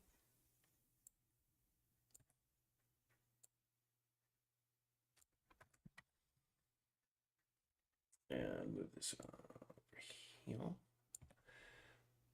Rotate it slightly and move it above the other 2, and we are good for the time being. Well, no, I gotta add the read object and blah-de-blah-de-blah. But it's gonna take much longer. Oops. Excellent. All right, gotta go to the readable thing, make sure you're grabbing the proper renderers again, go up here, refresh highlighters, and now go out. Oh, come on. Come on, don't do this to me. Find renderers. Ah, there we go. You see they're highlighted now. So, get the read object. One that's right really close, like the one on the newspaper.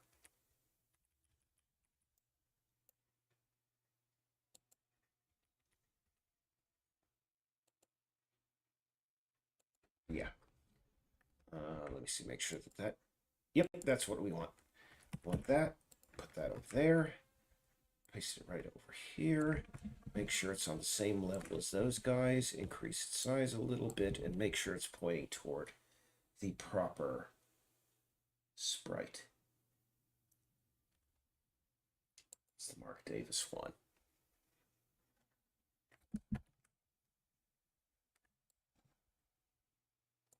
There we go. So now when you get near to those guys, with the cat, you'll see a little thing that goes read, and you can read those. And I'm just going to put this over here.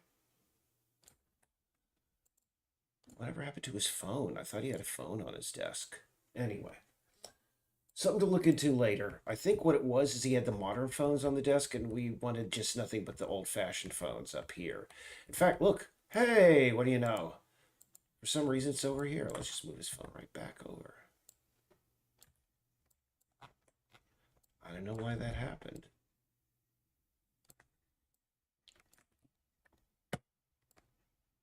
Yep, that's proper size too. 5 by 7, 7. So yeah, okay, cool. So now we got his inside of the utility building where it can be read. But now what we got to do is place some of those out by his lobster traps. And then we got to move. We're not going to have readable ones of Boyd's because we don't have access to Boyd's house or the lobster shanty yet, because that's where you'd see those. Or actually, no, there could be one on the pavement, right, like right outside the shanty. Maybe that's what we should do. Yeah, that's what we should do. Now, here's a problem. To do this, I got to work in my main exterior scene, my workbench, and that scene is huge. It's going to take it about 2 or 3 minutes to load, which means I'm going to wander away for a second again while it's loading. Page 32.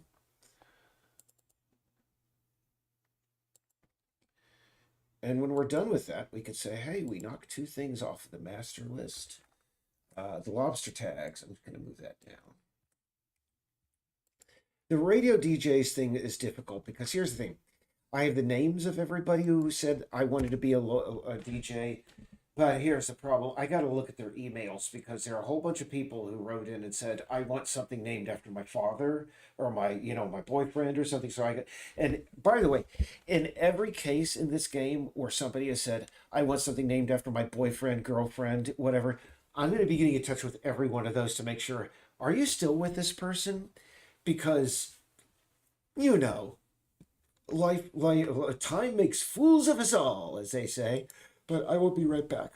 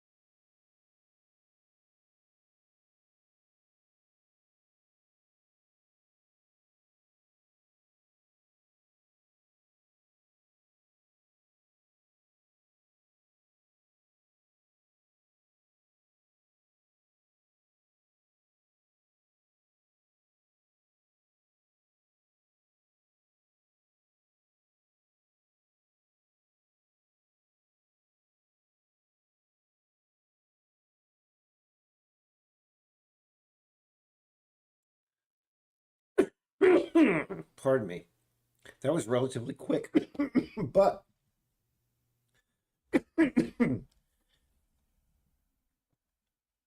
pardon me. One moment. Yeah, excuse me. When I stepped away, I got a beverage down the wrong pipe. You'll have to pardon me. Um, that's because we are like below the ground. We have to zoom out, and this is going to become a little bit problematic because, like I said, you wouldn't think I have a really great graphics card and 64 gigabytes of memory because it gets really slow when I work on this omnibus scene. And while that's going on, I could just, number one, check on the few people who are still watching and see if they have anything they wanted to bring up or ask or, holy, what? Let's see. Um, am I still going out? I think I am. Yeah, it looks like I am. Okay, cool. Um,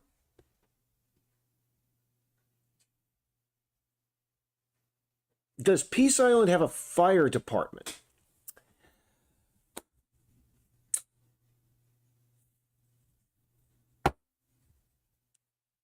God, uh, I think the closest we're going to get to that, geez, maybe, oh God. Because here's the you have a damn legitimate point there, Wayne. Is that understand out of the main islands, because they are pretty much sealed off from. I mean, yeah, they get their water piped in and such, but yeah, fires out on the island are a huge on the islands are a huge concern. And you know what? We never added a fire department, but what we could do is create a fire department golf cart with like a water tank in back. And considering there are going to be quests that do involve, draining and lowering water levels at Larry's place, that would be actually kind of a neat thing to add. So, hey, guess what, Wayne? Good point. You added something to our to-do list. Create fire department golf cart. I figured the fire department would be part of the utilities building. It would probably be, parked in that circular lot out front or something. But yeah, I think, I was hoping nobody would. You brought, because I remember thinking about this, that we didn't have a fire department literally about 2 or 3 years ago. And now it's like, dang, you brought it bubbled up again. Dang it. Oh well. Um, Now to answer your question, if we got any much feedback from the other people on Patreon, no. Most people who play on Patreon don't consider themselves testers, and for that, I could really, again, we really appreciate your contributions to this. Hold on, I'm just going to zoom out. Okay, cool. But like I said, fortunately, my nieces are just playing it, and my sister she's sending me reports of, oh, this is happening, this is happening, and they discovered a few things that you didn't, so they're helping as well. There's a computer class here in upstate Maine, I think, somewhere. They were like, "Hey, we're willing to play test for you," but that was literally last autumn. I should get back in touch with them. But anyway, we're putting out Mark Davis's lobster tags, and we're going to be putting that because they are out here in sector 680.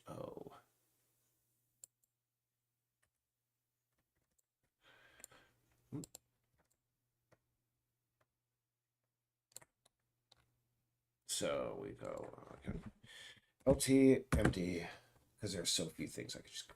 So we're gonna go right into that because I don't want to have to replace them.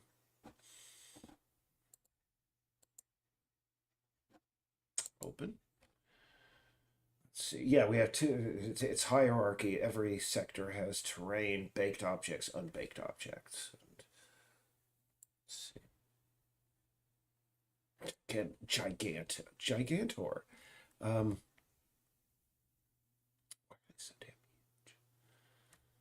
because I didn't make a parent object. That's why.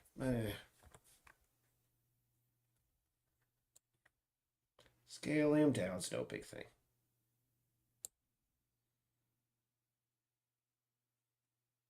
But yeah, not much feedback. So, I mean, trust me. In fact, Wayne, I mean, I don't know what your schedule's like, but I mean, I think I'm going to be quitting the stream after I place about three of these. But tell me if you're up for it because I just uploaded a new test version for my nieces. Because here's the thing: is that intro mission it's not too long. You literally can get through it in like less than 3 minutes if you really push it. But here's the thing: is that I don't like the fact that that these testers are having to go through it every time, and I'm going to be sending them a version that and if you want to go through, you can and check them out. But oh boy.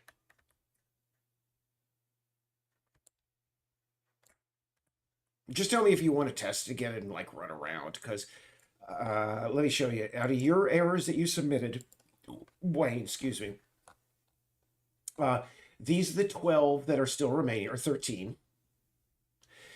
We moved a number of things, both your problems and mine, up to this because these are all issues that we, unfortunately, like the floating bug, etc. We just can't get that 100% solved in time for the beta. We just can't. It sucks. But there it is.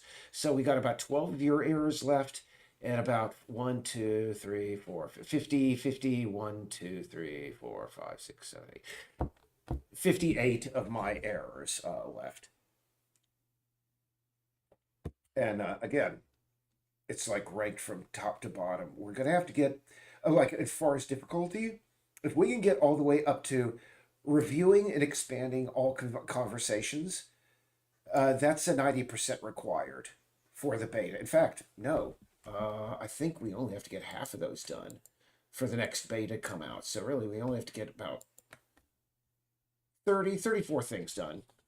And I think we're going to be able to get 10 of it, about 4 of them done between now. So really, 30, we're going to have to get 30 of them done before we can really release again.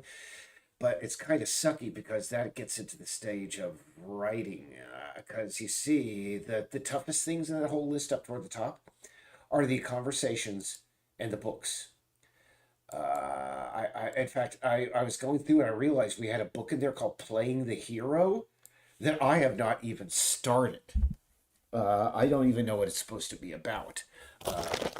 I can look on the back cover because Laura wrote the back cover and like a synopsis for each one, or a rough alpha version. So, but I've got Felix Rauch can be probably finished in about a day.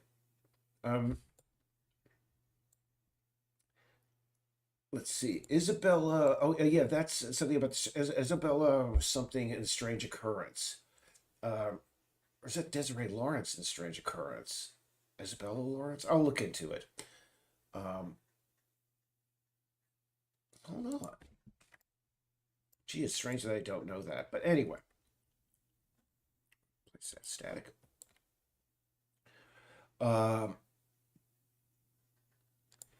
Taste of Lethe, I'm actually working on that.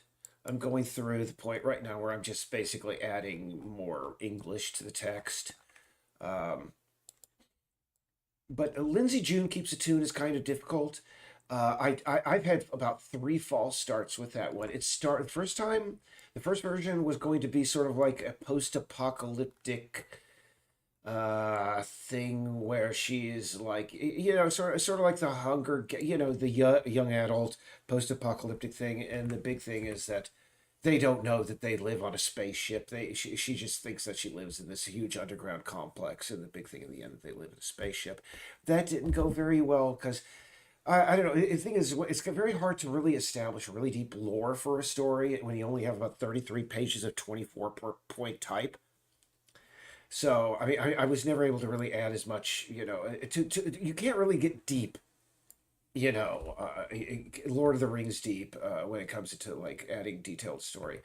So I think after that it was going to be like the story of this woman, another post-apocalyptic living, sort of like A Quiet Place, but the aliens are musical, sort of like that. I don't know. There just can't be. It's a world without music, But that never.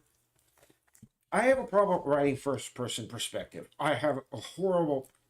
I just can't because I think it's my, because I'm slightly on the spectrum. I have a hard time writing that. I just do. Especially if I'm trying to write like a young adult fiction that takes place from the perspective of like a young woman.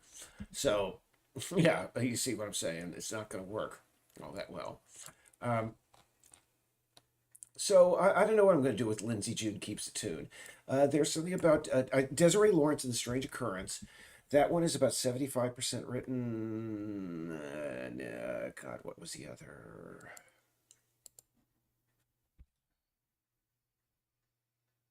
Yeah, I don't know what this Isabella is. I'm going to have to go through there and find out what that is. I'm pretty sure I've done that.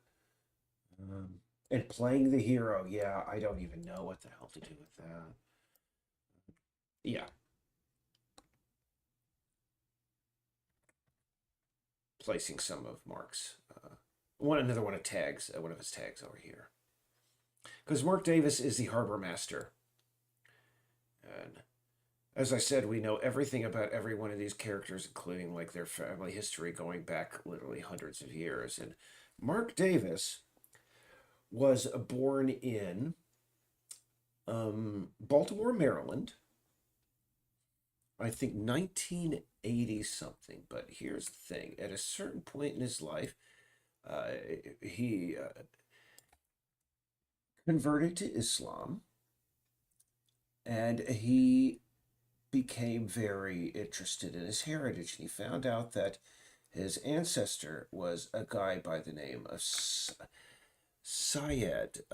And Syed was a guy who was a former slave freed via the Underground Railroad. And one of the stops on the Underground Railroad was Aloysius Ellison's house. And so basically,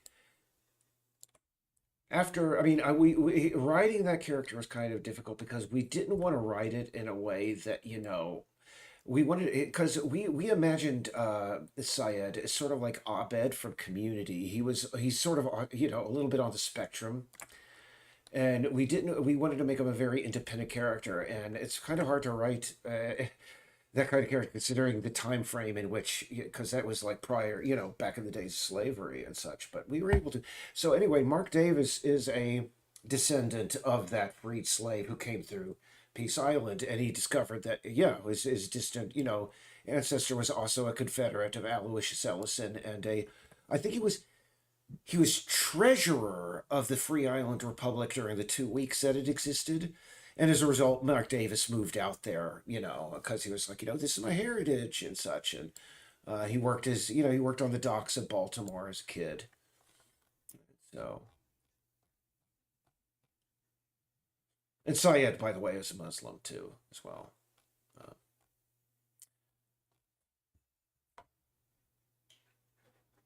if you couldn't tell by the name, let me see if my wiki is still up because I'm kind of confused. Yeah, I do. Let me see. Jeez, I'm just gonna look up slave because it'll definitely. Yeah, Asim Al Sayed. I think where was he born? Let's see. Mali. He was born in northern Mali. Let's see. Jeez. Center of Recovery. Yeah, he worked in Timbuktu at the Grand Mosque there.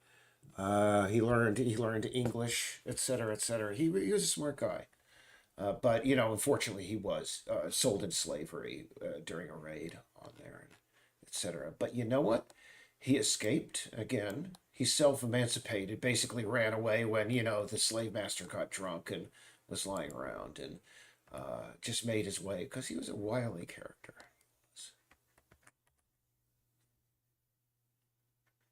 Yeah. But anyway, that's a little bit of the life history of Mark Davis. There's a heck of a lot else that I can't go into because it sort of goes into the story of why he has that postcard and some of the stuff that you see in his calendar. Um, anyway, and that brings me back. There I've been listening. Like I said, I've been reading this book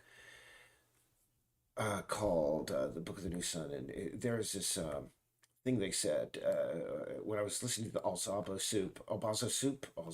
I forget. Anyway, podcast, and they said when Gene Wolfe makes a curtain blue, there's a reason that curtain is blue, and that's the depth of whatever it is narrative that we're trying to go for in this is that there are no dead ends, and, of information. Okay, so we're going to apply those overrides. And by the way, speaking of Book of the New Sun, that brings me to something that I wanted to mention because I was mentioning gatekeeping earlier, which I absolutely hate. Um, I just got to, I went out to on Monday after we released that beta. I was just like, I want to take a day off, and I did. I went out to the island and I read my book, and I posted a picture of of my nice bread and cheese spread out there on the island with my book, because right by the ferry there's a great bakery to buy bread, and I liked it. And I put it up on Reddit, and I got a discussion with this one guy about the book because I was reading Book of the New Sun, and that's in there. And I just really don't. If you're not aware, Book of the New Sun is a book that engenders people. It basically just it begs you to come up with your own theories about what the hell's going on in the book. And I mentioned during, because I got back and forth in a discussion about Book of the New Sun with one of the people who responded.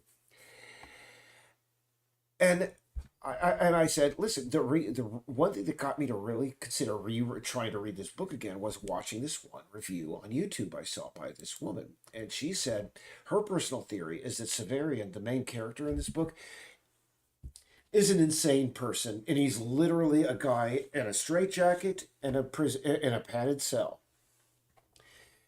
And I was like, man, that is a bizarre theory because it was unlike anyone else that I had heard about this book. And I was like, I think if it does include, I mentioned in the Reddit post when I was responding to this person, any kind of book that engenders that amount of variation of theories about what is going on in the book, that's fascinating to me. I want to go into it.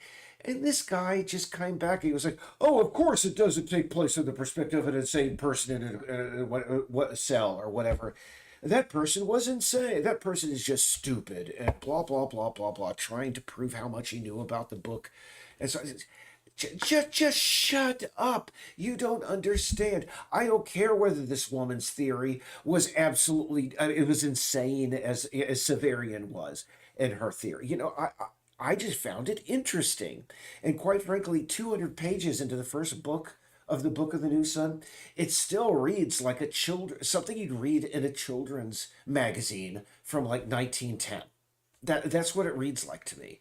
I can see that he's doing these like really sort of like very oblique references to technology and the deeper stories and such.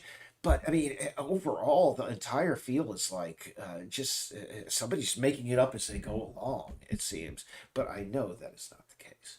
But again, one of the things that I know that Gene Wolfe does, by the way, is that I do know that in this entire thing, he's just throwing every idea that he's had in the past 50 years of his life down on the page. And because a hell of a lot of the stuff that he does put down does, tie into other things. For some reason, people are willing to forgive so many other loose ends that he tosses in there. But hey.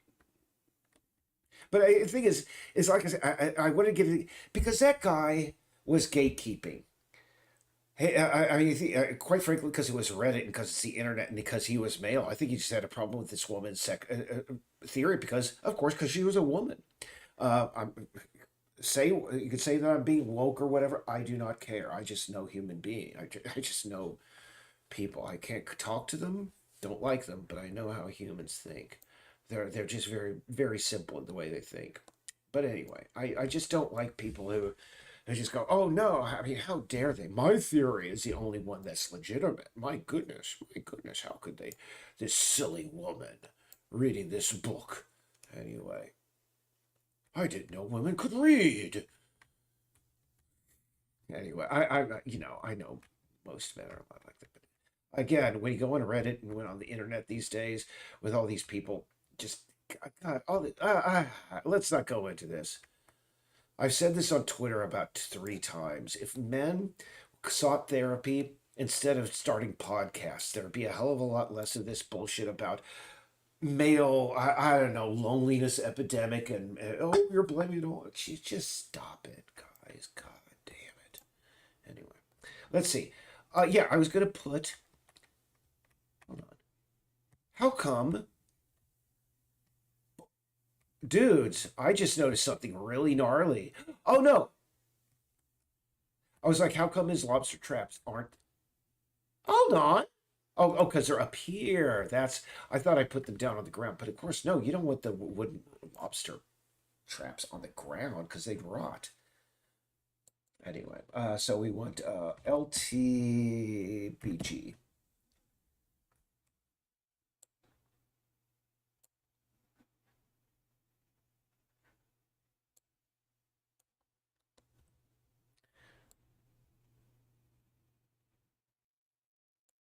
And maybe they're. I mean, here's I've gone into it so many times before.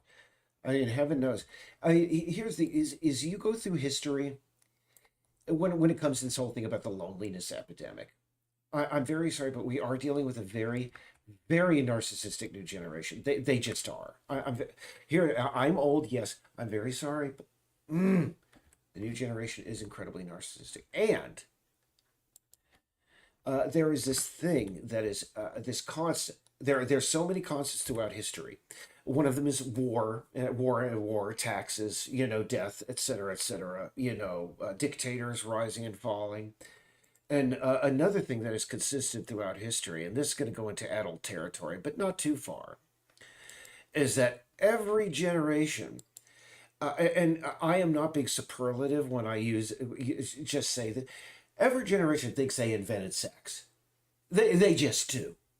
And they're like, and they do not understand their grandparents are doing things that they think they invented. This young generation thinks they invented. The grandparent, I mean, they grew bored with it and moved on to things that our new generation hasn't even figured out where that's concerned. And this whole new thing about, oh, the loneliness epidemic. Sorry, guys, you aren't the only generation that's experienced loneliness. I spent my entire God. You want to talk about I can write 100 country songs about the loneliness that I've been through, and I'm 54 years old. You think you're the first generation that's been through loneliness? And also another reason that the generation is having this problem, particularly, is freaking TikTok and social media. You're used to instant gratification and so on and so forth, and it's been proven that people who spend a hell of a lot of time on places like TikTok anymore, their brains are literally being rewired that they no longer get the serotonin boost that they normally would get from human interaction. So this new generation that's going, oh, woe is us, we're so lonely, and no one's ever been as lonely as us before. Put down the goddamn TikTok.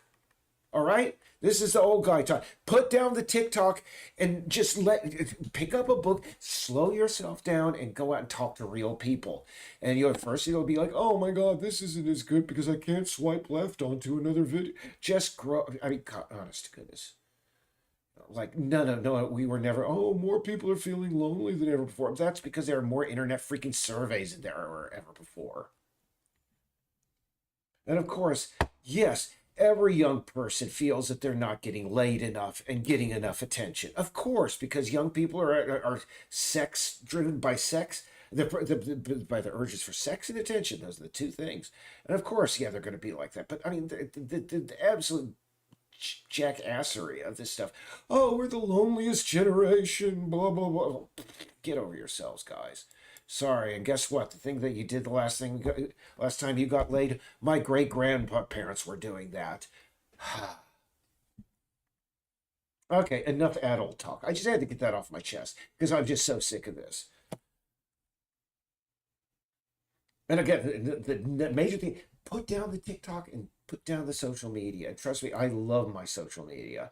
I'm checking it every couple of hours because mostly because I want to just check and see how the game's doing, see if there's anything that I can promote. But my goodness, that is the number one reason this loneliness epidemic. So-called loneliness epidemic.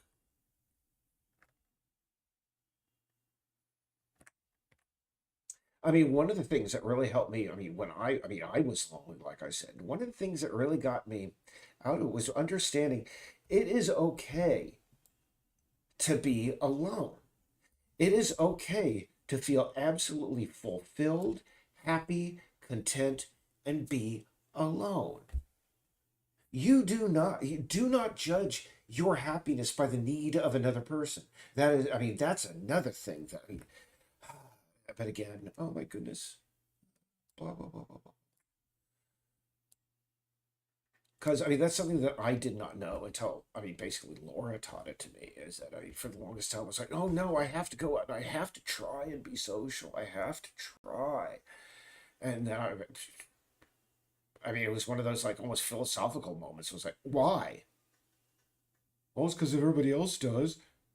Well, that's everybody else. Why? Are you happy sitting at home watching office reruns with your sketchbook and your cats? Fantastic. That's where you're supposed to be. That's great. You don't have to constantly. Goodness gracious.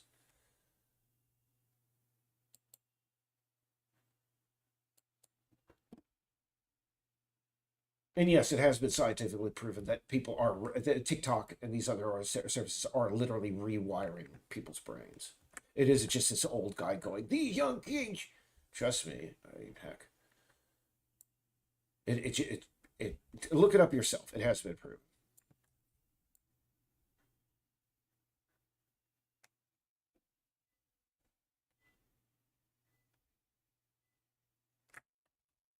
And I'm sorry, any young man who comes to me and goes, "Oh, I'm so I can't get laid," or whatever. That's sorry, I'm gonna get a little back into the adult thing. I'm sorry, come on. There is so much more to life than that. Come on. You're only thinking that way because, again, you're young and you have this strange thing. You got all these chemicals bubbling around in your head. Thus says Grandpa Eric. Okay, let's see here. Now, the one thing I did want to do here, I want to place one readable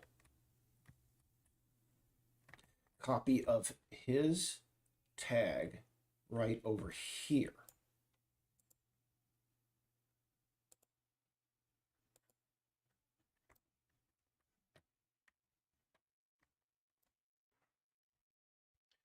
Alrighty.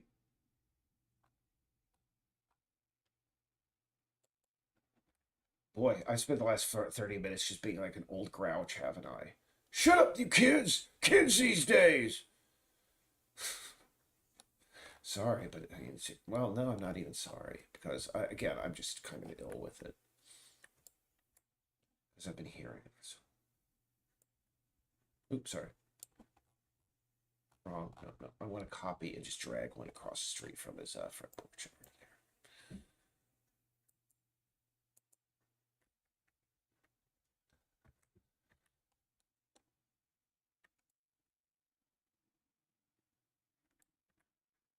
I mean, every time I go, I mean, whenever I go out to the islands or anything, I mean, my favorite place, even back during the old days, I mean, before I started going out to Cliff, you know where my favorite place would go on a Friday or Saturday night? Let's go back to Google Maps here. I could show you. I mean, heck, where was that? I'll say it. I just go to Maps again. This was back when I was, I think this is about, definitely about 12, 13 years ago. But I was thinking, yeah, my next big thing, I'm going to write a book. I'm going to write a novel. And I mean, my favorite thing was to go out to take a ferry and then walk 25 minutes until I got to, let's see, here. This place right here. It has two benches, and I just like being out there alone, sitting on this bench thinking about concepts. I mean, that was my idea of an awesome night out.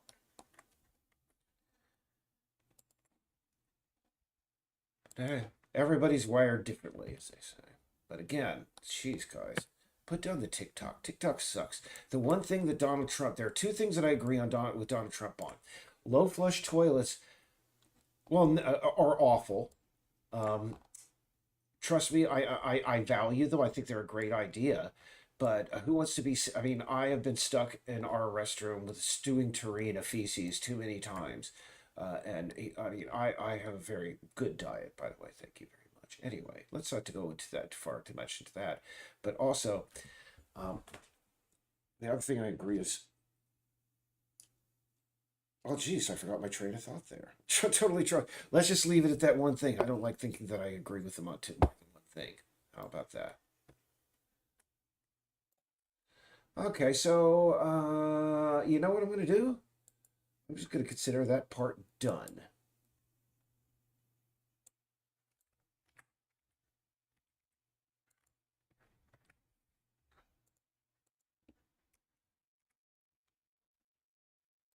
So let me finish. You know, we're gonna create the fire department golf cart, which will be kind of cool. Uh, yeah, I've still not gotten it so the cats can enter through the vents. Grandma Ellison's house is still not available. I really, really got to fix that. I still don't know why. I left it alone for about 3 weeks. Maybe I need to go back and take a look. But you can see, you know, this is what.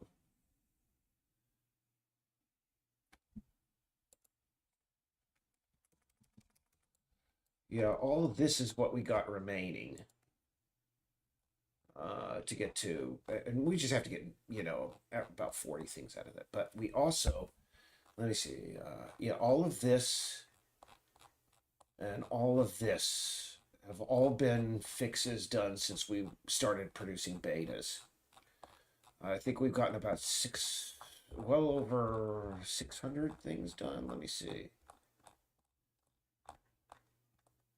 460 fixes plus 190. So yeah, we're over 434 fixes. With just, about 69 more to go. We're getting very close to 90%.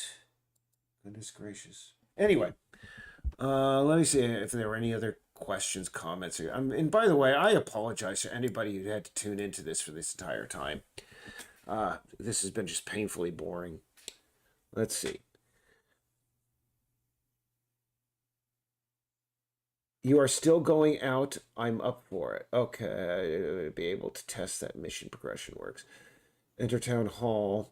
The town hall is all based on whether we can get that same persistence that we have on the cat toys on every other object, because that's sort of a holy grail there. I did not know that exiting with the cat toys they were persistent. That was again something that my cousins or my nieces figured out, or stumbled upon, because they were like, she was. I didn't know that they could carry them, and my sister, she just sent a photograph, and she's like, she's wondering what she does with the ball now she's brought it outside. I was like, you can take it outside? Wow. Let me see. Any other questions? I do hope you add some multiple full island scavenger hunt missions.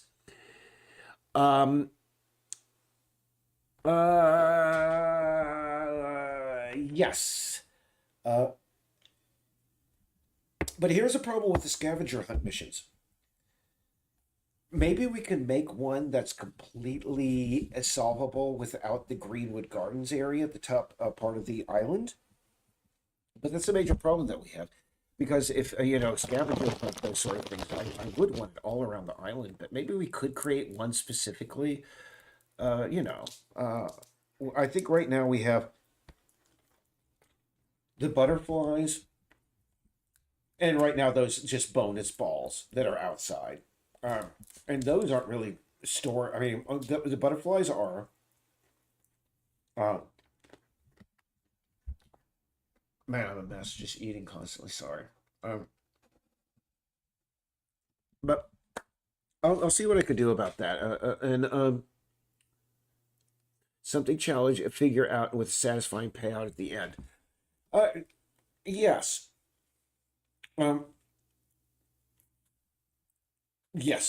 Yes. Totally on board with that. Without spoilers, what happens next in the game? Yeah. My point being that the islands are gorgeous, full of details, but the actual gameplay. Oh yeah. Here's the thing, Wayne. If I didn't tell you, the stuff that's up at the very top of this list.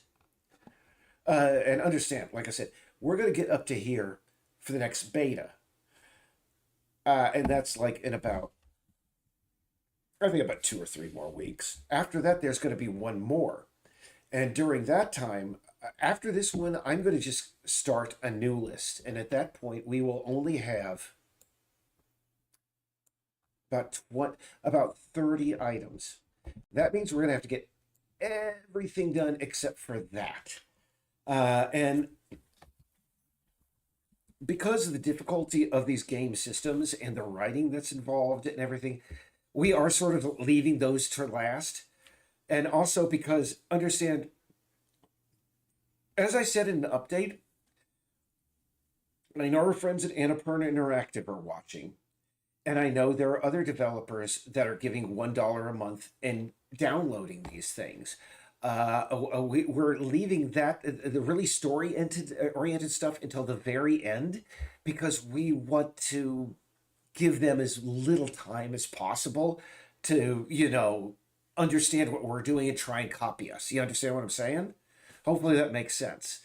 There's a method to our mess. We understand, the world, there's a lot of reading, a lot of books and everything. And the player, Gabe Newell said, I mean, I don't agree with him on a lot, but I mean, him and his friend one day sat down and they said, "What is the essence of fun in a video game?" And they boiled it down to the player having an impact on the world around them in the game, and that is absolutely true. That is a very good simple description because think about it. In Space Invaders, you're shooting the invaders and shooting through your shields and such. And every other and in Missile Command, you're trying to stop the missiles. You're interacting with your environment, and yeah, for example, one of the newer things that we put in more, the drones that react to you, and when they see you, they disappear and drop something. Um, that was the first of our steps of adding those sort of things in, those things in which the player can impact the world around them. You know what I'm saying? Um, because we're dealing with again a competitive market where people are again monitoring the project. I don't want to tip our hand too much until we absolutely have to. And again, the one thing that we have in this game above everything is the story. That's our major selling point, and so again, that's why we're leaving a lot of these really heavy things. The things that you were talking about, Wayne, the stuff that would be good, absolutely, I agree. But we're leaving them in until the very end. Don't want to tip our hand. We don't want to give the other people, and also they are the more difficult parts because they are systems that we have to get working. That are talking to each other. But yeah, trust me, you and I are simpatico on that. We're on the same page. And did you? Oh yeah, you said you're up for it. Looking through the new version, so I think that is up right now. Let me take a look. Let's see. Goodness. Box, yes. Yep. Okay. And by the way, for those to our friends at Annapurna Interactive, hopefully you enjoyed this very, very boring and long thing here.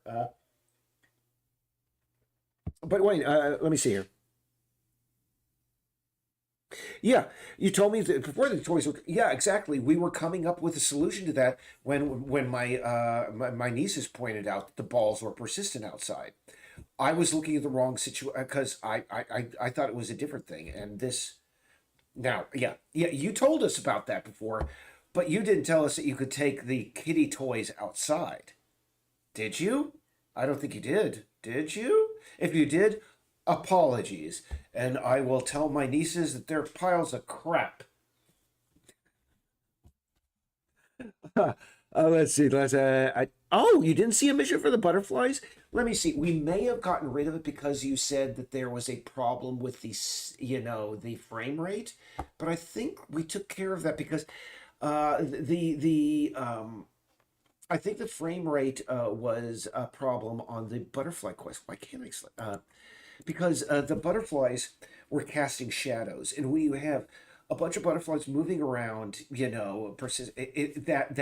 casting shadows, that's a pain in the ass for any system. So I think I'm hoping in this version, but let me take a look here.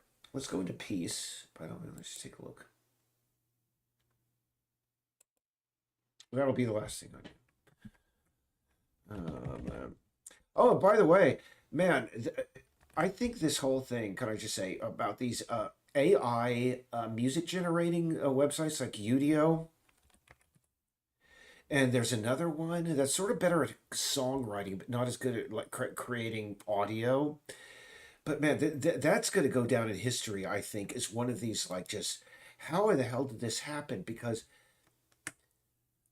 if you're not aware, Udio literally samples all of the world's music with no concern to copyright whatsoever.